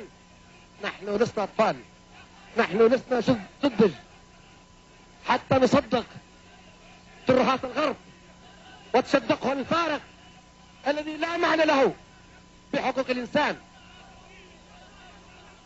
أتوقع تهديد ليبيا وضربها لأنها كحجة بموضوع الأكرم، كحجة لا أكثر ولا أقل. نتوقع كل شيء يديروه ضد ال 86. نتوقع ماذا ما حدث في 86. والشعب الليبي بريء من هذه التهمة، واحنا نرفض التسليم. الحقيقة ما نتوقعش تسليمهم، ونعارض حتى لو أنهم هم طلبوا تسليم أنفسهم بأنفسهم. منذ سماعي بإعلان اسمي في الإذاعات لازلت أتذكر بأن سمعتها يوم الأربعاء بالمساء. الخميس حاولت الاتصال بمركز الشرطة التابع لمنطقتي، ولكن كان ليس لديهم أي إجراءات معينة. فأنا شخصيا اللي سلمت نفسي للسلطات الليبية. يعتقدون أن بالحصار والتهديد وبالإرهاب الرسمي يعتقدون أن الشعب الليبي سيتنازل عن ابنائه وعن قانونه الوطني وعن سيادته وعن حقه في الحرية. هذه إهانة أيها الأخوة إذا تنازلنا عن أبنائنا، إذا تنازلنا عن قانوننا الوطني. هذه إهانة، إهانة موجهة لنا جميعا، لآبائنا وأجدادنا الشهداء والأبطال.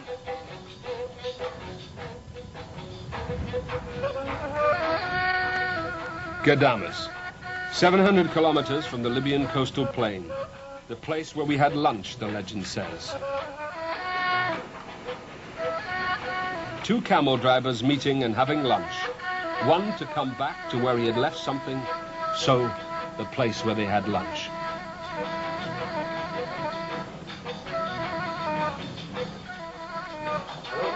Walled Oasis City, rebel territory, already in Phoenician times. When in 1911 the Italian army invaded Libya, as the Libyans were pushed back after the death of Omar Mokhtar, the Libyan leader hanged by the Italians in 1931, It was to this rock, the citadel in the desert near Ghadames, that the Libyan survivors withdrew. To emerge, to raid the Italians, to ambush the French Foreign Legion. Then, for 4 years during World War II, the Italians and Germans, English, French and Anzacs, push each other back and forth through the great Libyan desert. Since 1911, 1 million Libyan dead piling up. Never again. There will be no surrender of sovereignty.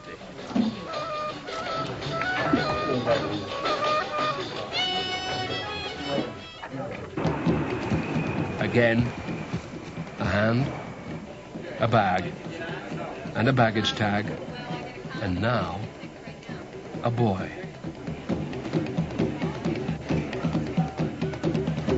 Hawrani family tell him, we send you to Germany, and from Germany you can go to America. You give him that address where he come to Germany. In Germany, he stay here by some friend, and he fix for him what he fix in his bag, in the tape recorder. That's what we seen is Hezbollah behind Khalid, what he done to him. Lebanon, the Bekaa, Baalbek, and on the ridge, another Israeli airstrike. The people Israel is targeting, Hezbollah. Drugs and terrorism. Hostage country. I came to be involved with the DEA. I got involved in trafficking in cannabis products and eventually was arrested and struck a secret plea agreement with the government whereby they eventually decided to send me to Lebanon, not for cannabis products, but to basically bust the largest heroin producers on the planet. They could not eradicate the drugs in Lebanon, so they only could do two things. That is to monitor what was being produced and how it was being shipped out, and two, use DEA informants from Lebanon in drug sting operations back in the United States to set up drug buys and catch drug buyers in the U.S. And that was a big part of what they were doing. The DEA informants would fly in to Los Angeles, for example, or Detroit, and they would be loaned out to the local DEA office and used in a drug sting operation. Many times they would haul in heroin with them in a controlled delivery. Sometimes they would take in cash and act as a buyer. The scheme involved infiltrating DEA agents from all of Western Europe into a Lebanese network. The DEA office in Cyprus was responsible for monitoring drug activities in Lebanon. They had to do it from a distance because they were not allowed, the agents themselves were not allowed to set foot in Lebanon. So they were relying on anything and everything their informants were telling them. And by that time, which was in the 80s, the mid-80s, the people that were in the heroin business were also involved in financing Syrian terrorism. Lebanon is a conduit for a great deal of drugs, and the organizations that are moving it through, or at least supporting the movement through, are the violent political organizations such as the Hezbollah, the Iranian Revolutionary Guards, and now Hamas. They are directly connected with much of the drug trafficking through that area. The heroin laboratories themselves were located in the Bekaa Valley. The major one was run by Jamil Hamia, who was a target of our investigation, and he was in the process of producing over 100 kilos on a single batch for part of a 1,000-kilo shipment. And they would obtain the opium from Diyarbakir in Turkey, transport it with the Syrians into Lebanon, and then process it. But it was a method for financing, at the first level, internal military action in Lebanon, and at the second level, as it turns out, to finance terrorist activities in Europe and abroad. It was arranged by the DIA for me to go over and work for the DEA in this narcotics operations group, headed by Michael T. Hurley, who was the country attaché in those days. And my main responsibility was to gather intelligence in Lebanon related to opium production and trafficking and illegal ports and that kind of thing. I only knew of Hurley's involvement as a name at that time because he was a station chief in Cyprus. But all the station chiefs in Frankfurt and in Bonn and in Amsterdam and in Paris all knew about the operation. A controlled delivery is a delivery where a courier carries a predetermined amount of heroin through security checkpoints with the knowledge and consent of the local law enforcement people. For example, the Germans in Frankfurt, the British Customs and Excise Service in London, to pass the heroin through on the way to New York and then on to Detroit or Houston or Los Angeles. The drug trafficking occurred, as we understood at the time, at least once or twice a week. A courier would carry a suitcase, a brown Samsonite suitcase full of drugs from Cyprus to Frankfurt. There was an arrangement in Frankfurt with a baggage handler that the suitcase would be switched. He would come in and check in with a suitcase, a similar suitcase full of clothing. It would go through the security system. It would go down the chute down to the basement, and then one of the employees, Pan Am employees, the baggage handler, would switch a similar case full of drug. It would go on board. It will arrive in Kennedy or Detroit, and then it would be sold in the local market. Well, one of the routes I was familiar with and told firsthand about was the route that went from Beirut via Cyprus to Frankfurt, to London, to Detroit, or Houston, or Los Angeles. It was supervised and surveilled by the German authorities. They knew that it occurred. I assume that the British government was aware that this has occurred. So there was a cooperation between three governments to monitor this activity. It's the German, the British, and the American government. This 1986 Drug Enforcement Agency document, a meeting between Marty McGuire, Frankfurt resident DEA agent, and Mike Hurley, Cyprus resident agent. Already, all the key words, the Bakar, heroin, Syria, Cyprus, Frankfurt. While this was going on, one has to remember that there were several hostages that were kept in Lebanon of many nationalities, and there was a strong effort to release them by negotiations which haven't worked out. At one point, the U.S. government entertained, the military entertained a possibility of releasing those hostages by force. After the CIA station was blown in Lebanon, there was a mutual effort on the part of several agencies to sort of pick up the pieces, and at that particular time, DEA informants were also, the information they were coming out with was being passed on to the CIA station in Cyprus. So progressively, DEA informants were being used as assets for the CIA. So in essence, DEA informant was a cover for a CIA operation. The old American embassy in Cyprus in the process of demolition. The great eagle seal torn from the wall, its miles of communication cables ripped out.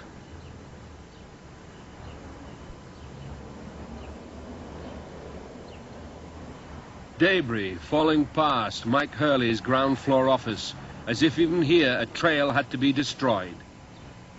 DEA Chief Mike Hurley would receive intelligence about the terrorist drug networks. That would go to the CIA. The CIA controlled the Special Action Group operating out of this apartment building in Wiesbaden, Germany. Operational intelligence to a group in Beirut. Matthew Gannon, CIA Chief of Station, and Army Major Chuck McKee trying to locate and rescue American hostages being taken in and out of the Bakar. A lot of attempts have been made to release those hostages by contacting known figures in the terrorist work, drug dealers, and known terrorists as Monza al-Qassar, who is related to the Syrian government by marriage, who lived and operated both at Damascus and Europe, and has had experience in trafficking not only weapons all over the world, but also drugs. They have assigned that mission to Monza Alcazar. He helped gathering the drugs in the Bekaa Valley and helping the drugs going into the United States. He was an asset of the CIA. I only knew him as Muhammad, Abu Muhammad. He was the person that had to facilitate the delivery of, there was a brown substance that's a precursor to heroin. They call it base or base. I think it's base. And that's what, it's coffee colored and it comes in like gunny sacks. And he's the person that I met who facilitated the heroin across the Syrian border in the northern, the city of Ka in QAA in northern Lebanon. Monza Alcazar is probably the most notorious, in the 80s anyway, gun and arms and drug supplier in the Middle East. Nothing went down in the Bekaa Valley related to narcotics, for example, without the explicit approval of Rifat Assad and Monza Alcazar. Nothing happened in the Bekaa Valley. Not the hostages, not the opium trade, not the heroin laboratories, not the cocaine processing labs. None of that could have happened without the express consent and involvement of Rifat Assad and the Pink Panther Brigade and his partner Monza Alcazar. And the Americans knew that. Payments made to Monza Alcazar by Lieutenant Colonel Oliver North. The account numbers and amounts.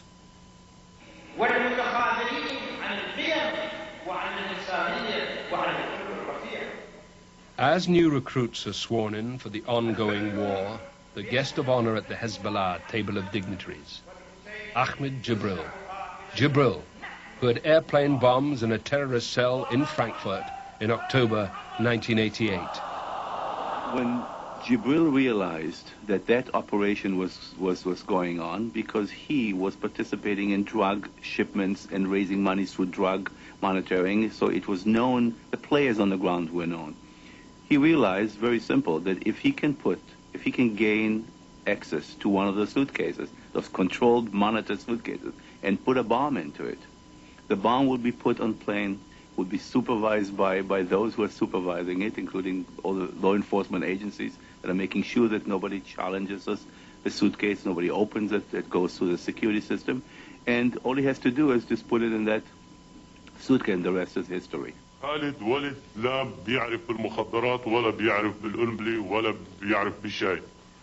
انجبر خالد يسافر على ألمانيا مطرح ما دبر له محمد جعفر، دبر له هو المسؤول بحزب الله، مسؤول عن تلة الكيال، دبر له القصة كلها سوا. قال له أنا بوديك لعند ربعي الفلسطينية تبع أحمد جبريل وغيره بيساعدوك بألمانيا وبتجيب مصاري وبساعتها بعطيك أختي. وضحك على الولد خالد، ما لا بيعرف بالمخدرات ولا بالقنبلة ولا بيستعمل سلاح ولا كانت العائلة كلها بتعرف تقوس، هو ما بيعرف يأذي نملة. I met Mustafa in 1974. I went to his home in Baalbek, actually in Shrouni, where the Jaffer clan lives. And they have two homes, one in Shrouni, one in Hermel, in central Baalbek, in central Lebanon, in the Bekaa Valley. And I got to know a great deal about his family. This was in the pre-terrorist days, really. The Jafar family seat. The bullet holes from Hezbollah.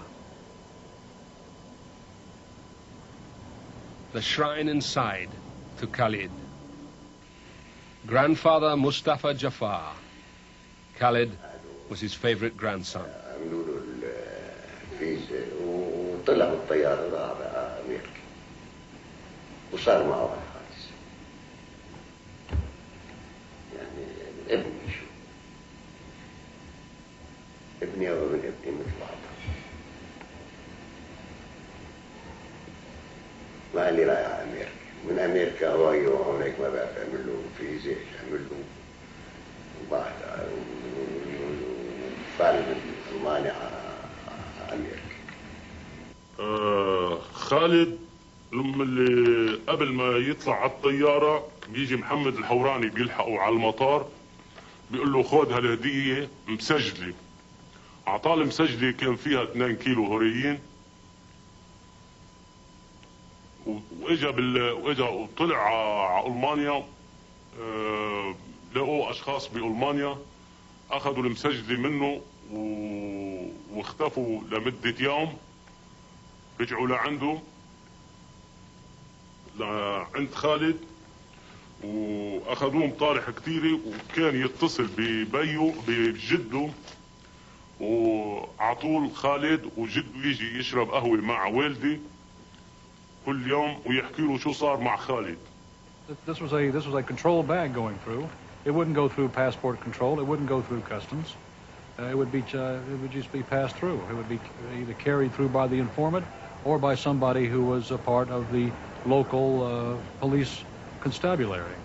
I received a telephone call from somebody I knew in British Customs advising me to, or suggesting that we look at the possibility that a bag may have been switched at Frankfurt Airport by the Turkish workers because of known drug operations being run through Frankfurt Airport. An HM Customs officer involved in the investigation of narcotics had left a message for me, and I subsequently contacted him, and I met with him, and he advised me that he'd been in Frankfurt at a meeting of drug enforcement agencies from Germany, America and Britain, and that it was well known and discussed at that meeting that Pan Am as an airline was being used as a drug conduit. To my knowledge, Pan Am had not been informed of any controlled drug shipments. During my service with Pan Am at Heathrow, I was not notified of any drug shipments, and it would have been a requirement under the FAA regulations and the DOT regulations for us to be notified if some outside agency was putting baggage onto our aircraft. I certainly didn't know, and I know nobody else in the Pan American organization that I'd been in contact that was aware of it. Although I've not handled any drug shipments, I would assume that it would be normal procedures or practice to bypass the passenger searching stage and take the bag through other routes and take direct to the aircraft, thereby avoiding possible searches to prevent unauthorized people knowing what was being shipped. I was aware of some information with regards to the possibility that passengers on board the 103 could have been involved in the illegal movement of narcotics. And some names were mentioned to me, particularly one passenger by the name of Jafar. When I was working in Cyprus in 1988 at DEA, we were working in a penthouse apartment on top of a building down the road from the American Embassy. We answered the phone, Urami Trading Company, which was a cutout proprietary company used by the CIA and the DEA for various and sundry purposes. One was these drug informants would come in on the Sunny boat from Juni. The Cypriot police narcotics people would bring them up to the apartment. They would all sit around in the living room and drinking coffee and chatting away while I was over in my computer working away. And then they would be called up one by one on the telephone to go over and meet with Hurley at the American Embassy. And one of the people that I observed there was this kid that we used to call, that was referred to as Nazi, Nazi Jafar. Well, I knew from the conversations around me in '88 that he was involved in controlled deliveries. And there's no doubt in my mind about that at all. So when I found out he was on 103 and he was killed, and that there was a controlled delivery going through at the time, and the fact that I knew the security problems that the DEA had and the relationships that they were having with some people in Lebanon that we had already raised as an issue as far as security is concerned, it was very simple for me to put one and one together and get the big two, that the DEA's operation had a role in all of this.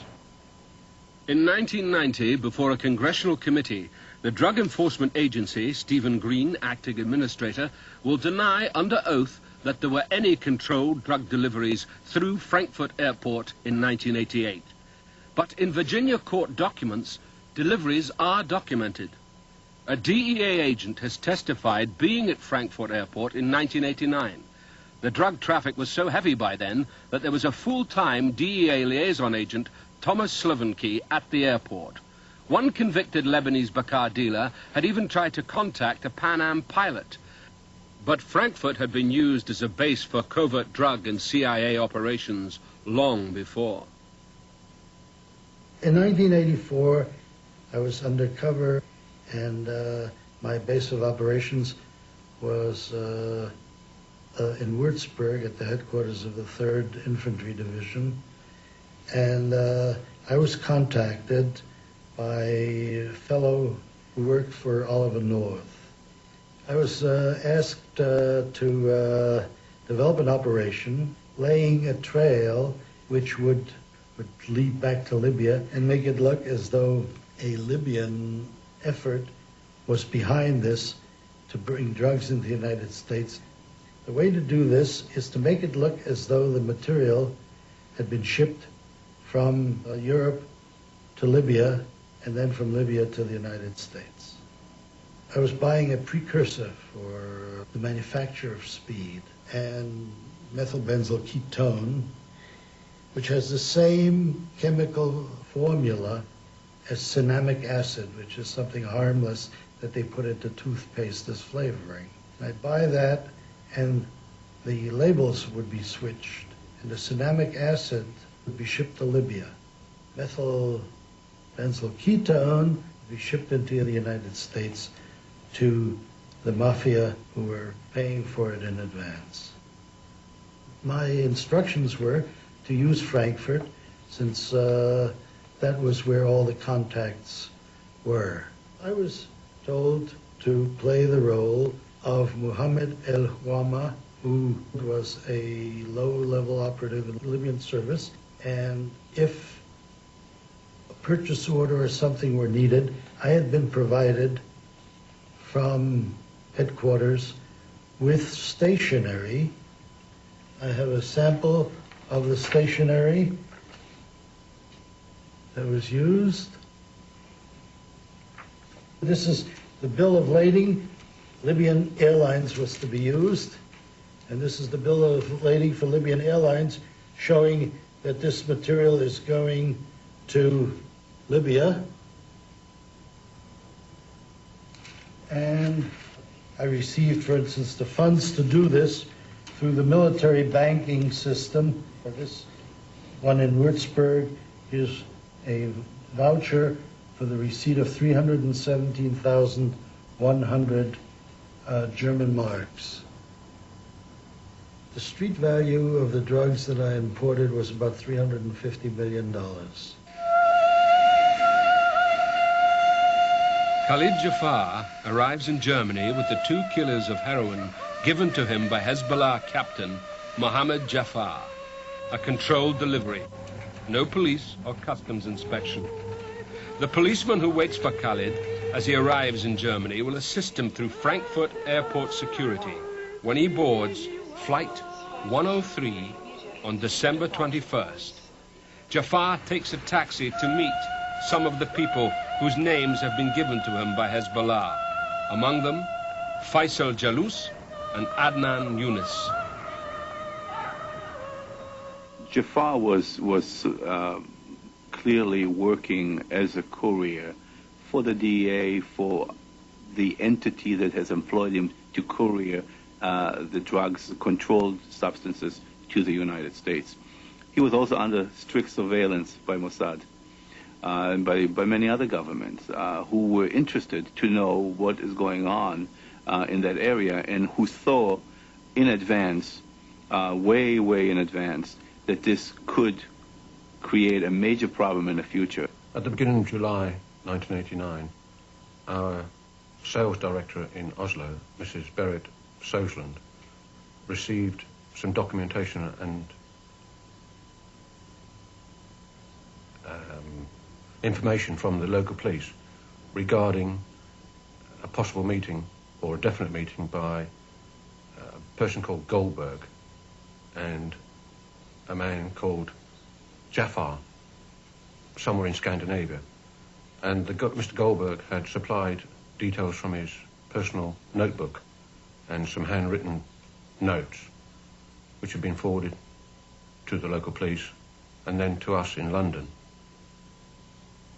On receipt of the information, we notified the American Embassy, Mr. Bob Mahoney, and at his request, on the 7th of July 1989, the documents were forwarded to him at the US Embassy in London, at which point we were told or advised that he would look into the matter.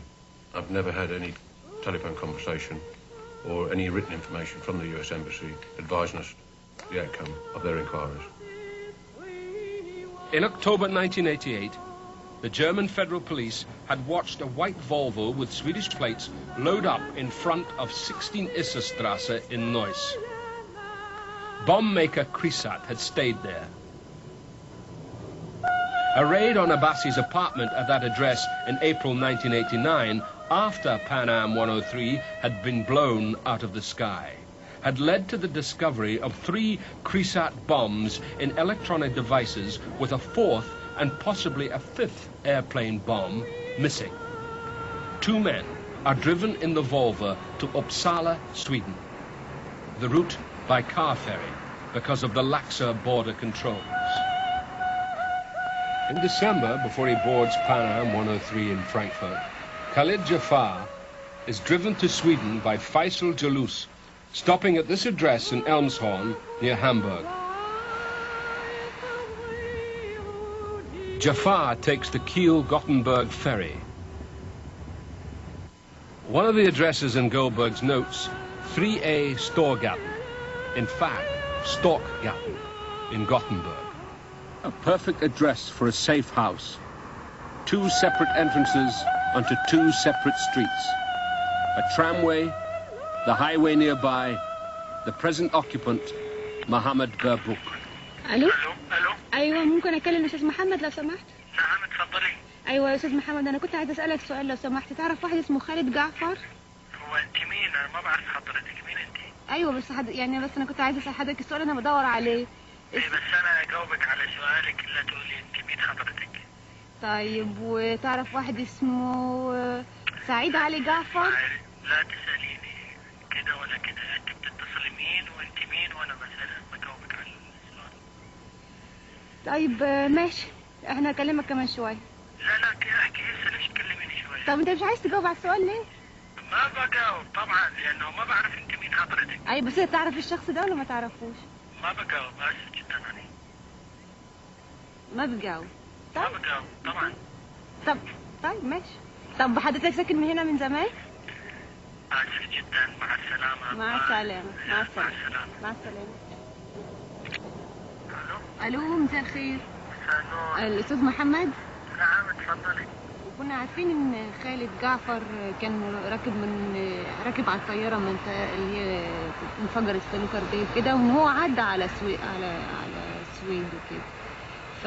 فده عشان كده يعني كنت بسألك، فهل انت تعرفه فعلا او سمعت عنه او كده؟ انت مين حضرتك لو سمحت؟ انا قبل شويه كنت بتعشى. اي. وكانت المكالمه جدا مفاجئه لي. اي. واستغربت كثير، فلذلك متنرفز لانه ما بحب واحد يتصل بي بدون موعد. التليفون من غير موعد كمان؟ طبعا. يعني ما ازاي الواحد ياخد ميعاد بالتليفون اذا كان لازم يتصل الاول عشان ياخد ميعاد، مش كده ولا ايه؟ لا هذا القصد، بس كانت مفاجئه جدا.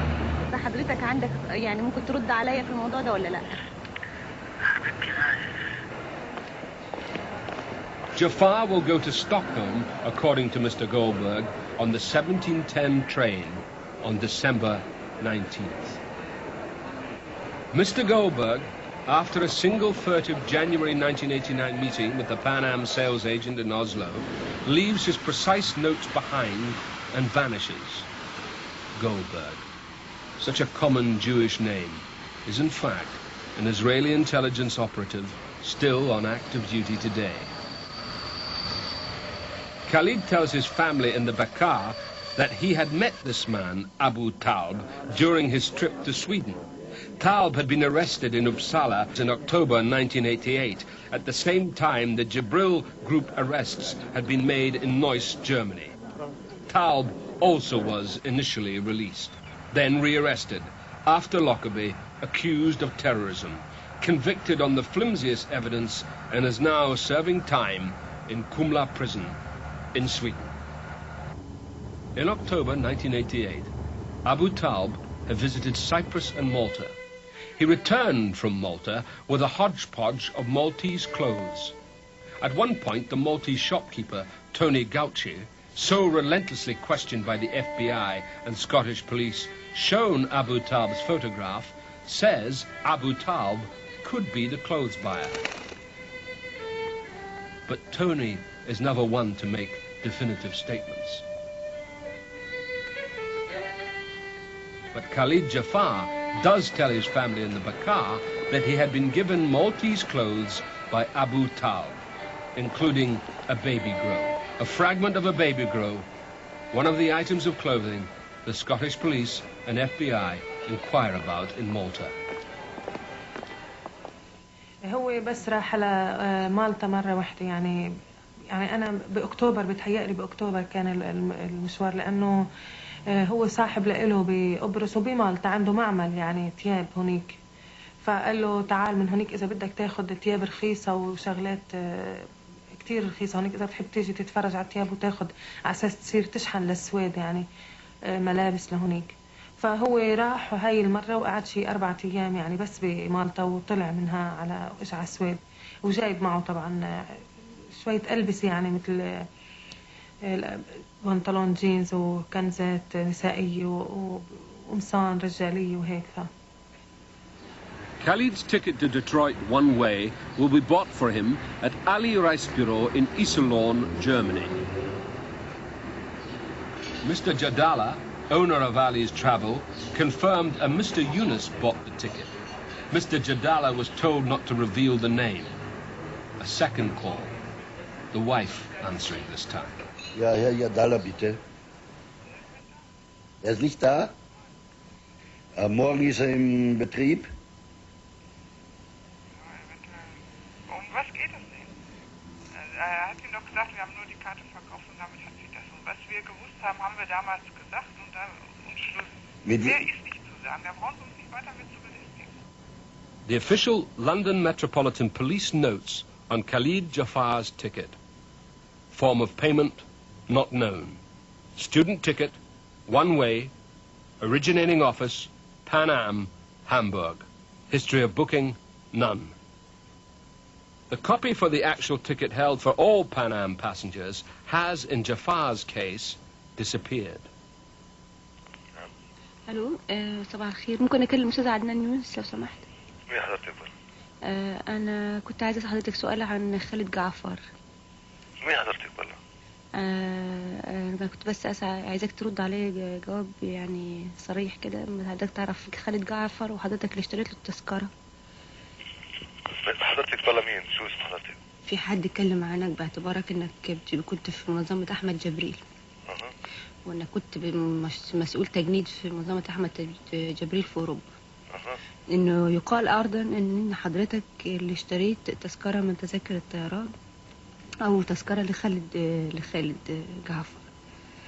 وطبعا في كلام ان خالد جعفر هو مش عارفه اذا كان حضرتك موافق على ده ولا لا ان هو اللي حط القنبله على الطياره.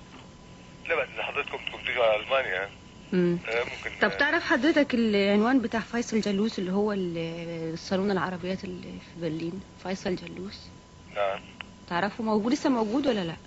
فيصل جلوس؟ اه بعد فيصل جلوس ما يقال انه كان له علاقه بالموضوع برضه. فيصل جلوس كان له علاقه بالموضوع؟ يستحيل طبعا على التليفون نحكي معكم باي موضوع من هذا القبيل لانه الموضوع طبعا بعرف انه انا كنت متهم فيه وطبعا مش متهم بالوكربي ولا بس انا بفضل اذا حضرتكم تكونوا في المانيا او عدنان يونس نمره من نمر حزب الله اللي مانن مليح هو بيشتغل على الجهتين هو على طول بيشتغل للسي اي اي وبيشتغل لهم هن مخابرات على الوجهين. The European night covering all. Jalous still in Berlin. Did he drive Jafar to Sweden? Verbuch, did he meet Jafar? Yunus, did he buy the ticket? Will they ever be asked what they know?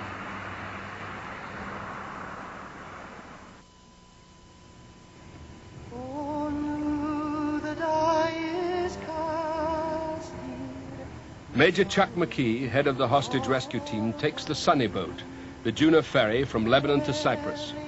Matthew Gannon, Beirut CIA station chief, travels separately, arriving on a helicopter with the U.S. ambassador to Lebanon, John McCarthy. The ambassador, like Gannon, is booked on Pan Am 103, December 21st. The diplomat, however, decides not to travel into New York.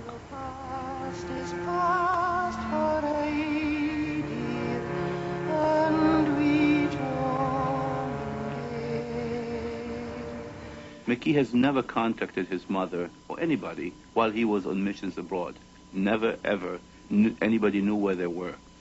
In that single occasion, upon his return, or just before he returned to the United States, he contacted his mother, and he indirectly have related to her that he's on his way back. It's unusual that he's in distress. McKee's behavior before returning to the United States is strange. He is initially booked on Pan Am 103, December 22nd, changing to Pan Am 103, December 21st.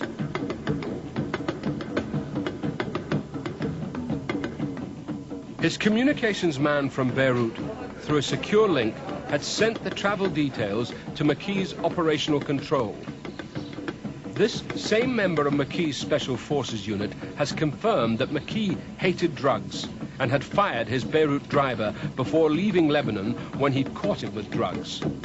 After McKee's death, there are stories that members of the hostage rescue team, among them McKee, had been very upset when they discovered that the agents they were asked to work with were drug dealers. There are suggestions that McKee was on his way home to expose the drugs for intelligence operation. The Drug Enforcement Agency are watching McKee.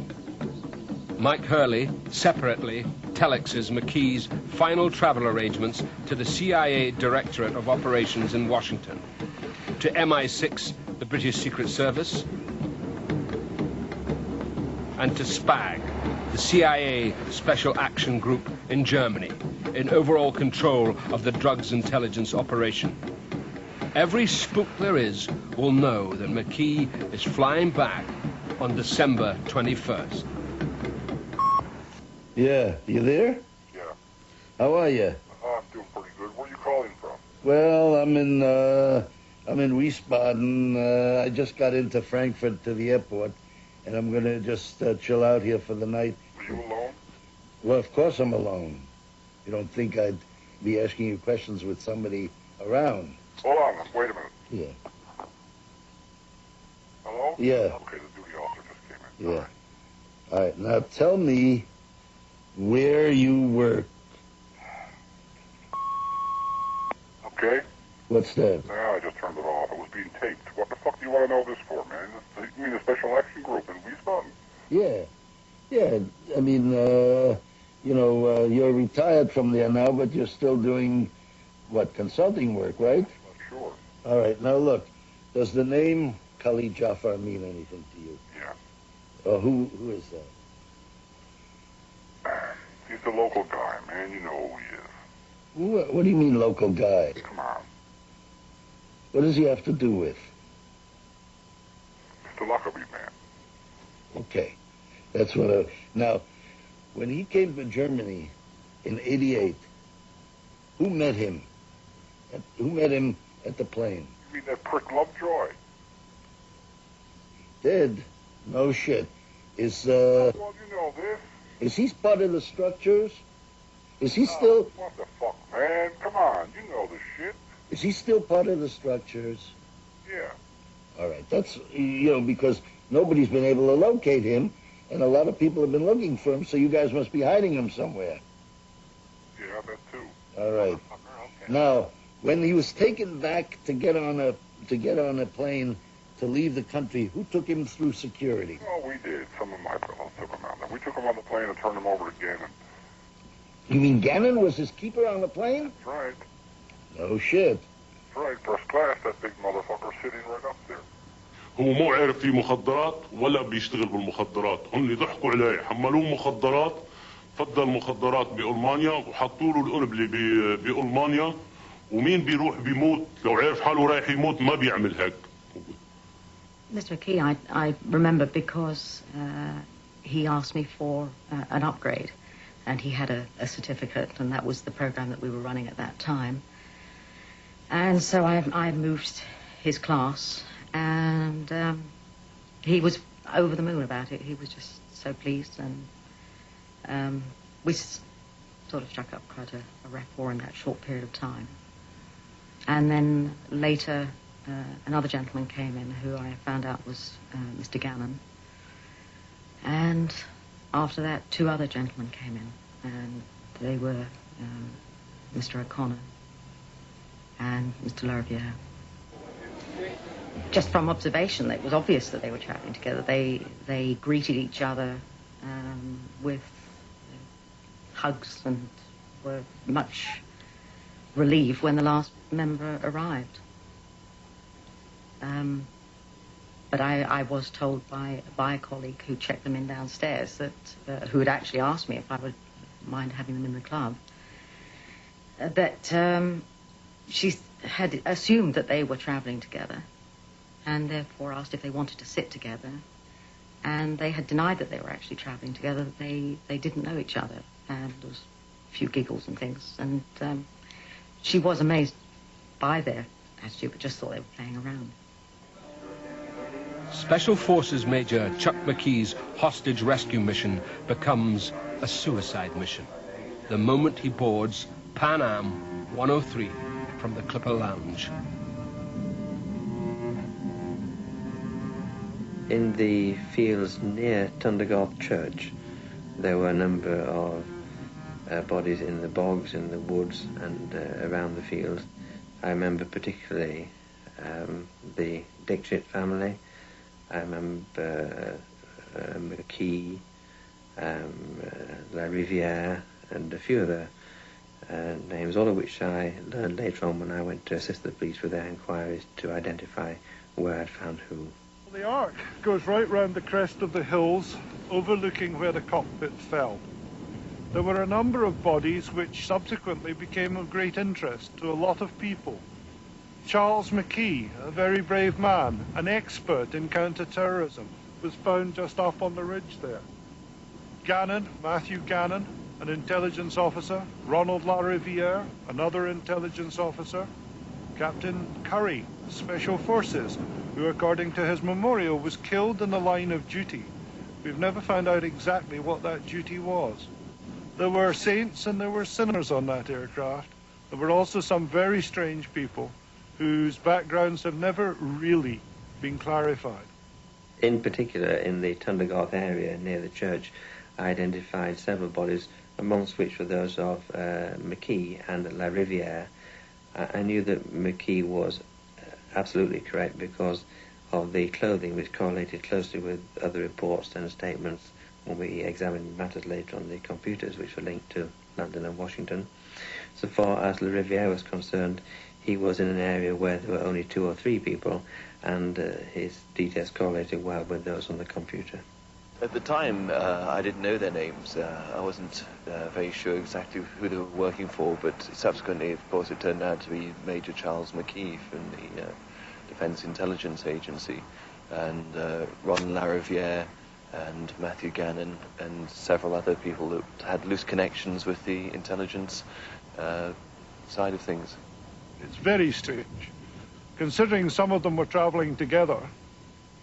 At least one of the bodies, who should have been found in a location beside his colleagues, was found, in fact, in a totally different location, beside or very close to the body of a person who's been the subject of intense investigation and speculation. One is forced to wonder what somebody from the front of the plane was doing landing beside somebody who was in the second last row of seats in the aircraft. Khalid Jafar in seat 53K at the very rear of the aircraft. Matthew Gannon in first class near where the bomb exploded. Their bodies are found 100 yards from each other, the only passengers from opposite ends of the aircraft to be thus joined in death.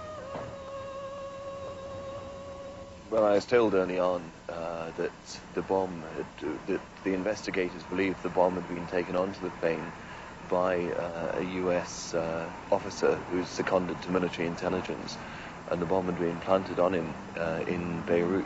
Later on, when I started doing the research into Lockerbie, it was puzzling me that the line was that there weren't any drugs on the aeroplane, because it would seem that must be the first transatlantic flight for a long time not to have any drugs on it. And just asking around people who'd been involved in the investigation afterwards and involved removing the bodies from the hillside, they were able to tell me specific passengers and what they had on them. And one officer also told me how he had to get a farmer passing with a tractor and trailer to help him take a suitcase full of what he presumed to be heroin away from Tundergarth and down to the Dextar factory where the luggage was being stored once it was recovered from the area around. The farmer, Jim Wilson, lives in the farm facing Tundergarth Church. Still traumatized by all the death in his fields and by the past treatment by the press, he refuses to talk. Private Eye, however, had published an account. That terrible December, as bodies were still being found, Wilson told Pan Am 103 relatives, they too will not appear publicly, that he was there when the drugs were found. How soon after the police found the drugs, Americans rushed to the scene in an all-terrain vehicle and took the stash away. The Americans were very angry that the drugs had not been found sooner. A Scottish policeman, bound by official secrets and the draconian Scottish Police Disciplinary Act, and therefore not able to speak, has confirmed that there were drugs found near Tundergarth. The police were told to keep an eye out for drugs, and Khalid Jafar's name had been repeatedly mentioned as a drug courier. A mountain rescue man has separately confirmed the finding of drugs. He had been warned not to ever say anything. The story was broadcast at 8 o'clock in the morning. By 9 o'clock, two senior policemen had arrived at my office unannounced. They knew I'd written the story despite the fact that it wasn't my voice on it. And proceeded to ask me questions over a period of about 6 hours, including the rather bizarre offer to take me to Mrs. Thatcher, who was then the Prime Minister at the time, to reveal the source of the story to her if I felt I couldn't reveal it to anyone else. Such was the importance they'd placed on finding out who'd told me this information. Near the Kildare Forest, another secret find. This one never made public by police, FBI, or Secret Services. The T-shirt that we found was had a logo on just a plain white T-shirt, which we understand is something to do with a Free Palestine Liberation Group. The police did come down, separate to the time we were up in Belgium, actually to my home, to take a statement about the location of the article, where it was found, its grid reference, who had found it. And at the time that the police were down, they mentioned it was part of the Hezbollah group. Daily Express, December 31st, 1988. 10 days after the bomb brought down Pan Am 103. The cover photo, Khalid Jafar. The sources for the headline, the FBI and Scotland Yard. In the early months of 1989, I was contacted by Mustafa Jafar after quite a long period, and he was contacting me, and he was quite excited about some information, and eventually it became clear over a number of conversations that involved the downing of Pan Am Flight 103 over Lockerbie, and the information was significant enough that he gave me, which was documented in letters that I've shown you, that I contacted my Congressman Larry Smith, and also notified the President, because it was obviously a crime that was unsolved, and this person said they had information. Mustafa Jafar said that a relative of his had perished on the flight, carrying a suitcase bound for Detroit which undoubtedly contained drugs. The information was extremely specific, and that they had someone within the organization that had put the bomb on board that could give them some indications of where future terrorist attacks were going to begin. Over the course of many calls and being in direct contact with the FBI and a number of other people, the State Department, every normal channel and authority, became quite clear that he had significant information and in fact had predictive information in terms of the attacks on the World Trade Center, which was one of several attacks which he had said were staged, or were going to be staged at that time, and this was well in advance of those attacks.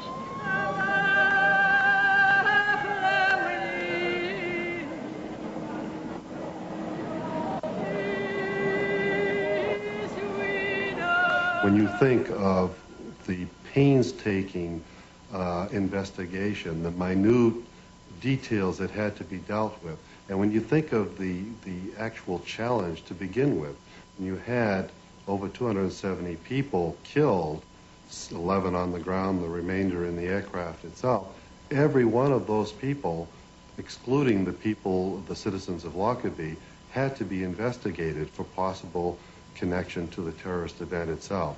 Several of the investigators, as well as some of the British intelligence people involved in the investigation, were highly honored by the United Kingdom's government.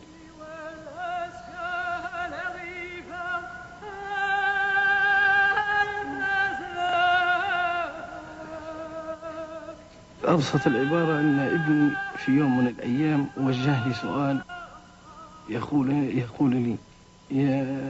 لي إذا قتلوك الأمريكان هل سوف يقتلوني أنا؟ هذا أبسط تعبير ومأساة أنا حاليا أواجهها أمام عائلتي. All of us working on the case made it a very, very personal priority of the utmost order. We were not going to let this go unpunished.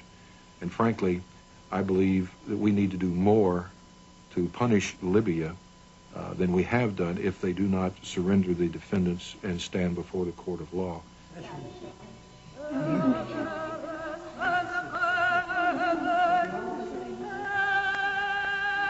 وأنا اندهشت جدا وتعبت حتى نفسيا وأهلي تعبوا جوزتي تعبت كثير وكانت حامل لما تم الاتهام وتعبت وجاها مرض للآن تعاني منه يعني أنا تعبت جدا أنا وعائلتي واستغربت جدا وأنا بقدر ما أتأسف للعائلات الضحايا أنا نفسي ضحية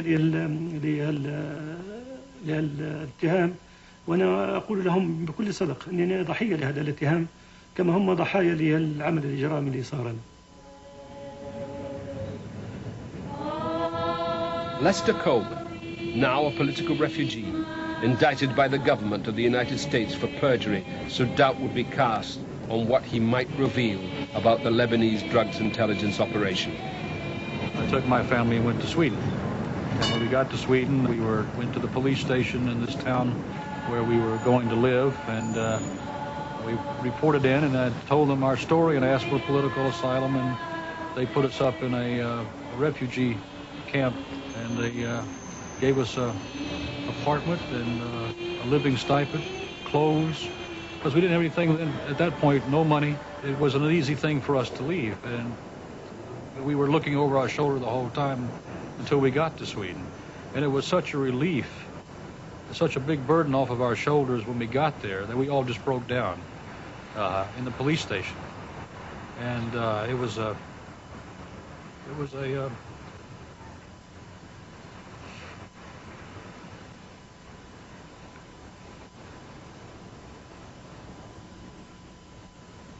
كان شعورنا عند موت خالد حزن لأنه ولد بريء طفل بريء حزب الله جروا لهالفيلم. أنا أعتقد أن لجنة التحقيق الأمريكية البريطانية منذ أسابيع أخرجت تحقيقها وتقول فيه أن الجبهة الشعبية القيادة العامة وأحمد جبريل ليس له أي علاقة في تفجير طائرة بان أمريكا.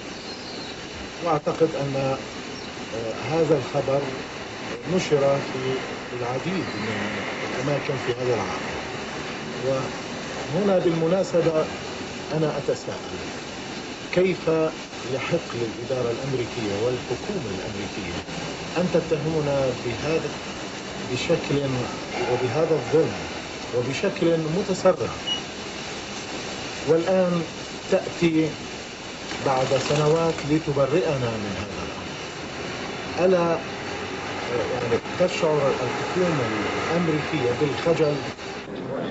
In some countries, they change presidents. In some countries, the president stays the same. President Assad of Syria still runs the Bekaa, is still paymaster to Ahmed Jibril, still protects and uses Hezbollah. Another memorial, another president, the chief constable from Scotland, some of the American Pan Am families, a monument in Arlington National Cemetery where war heroes are buried.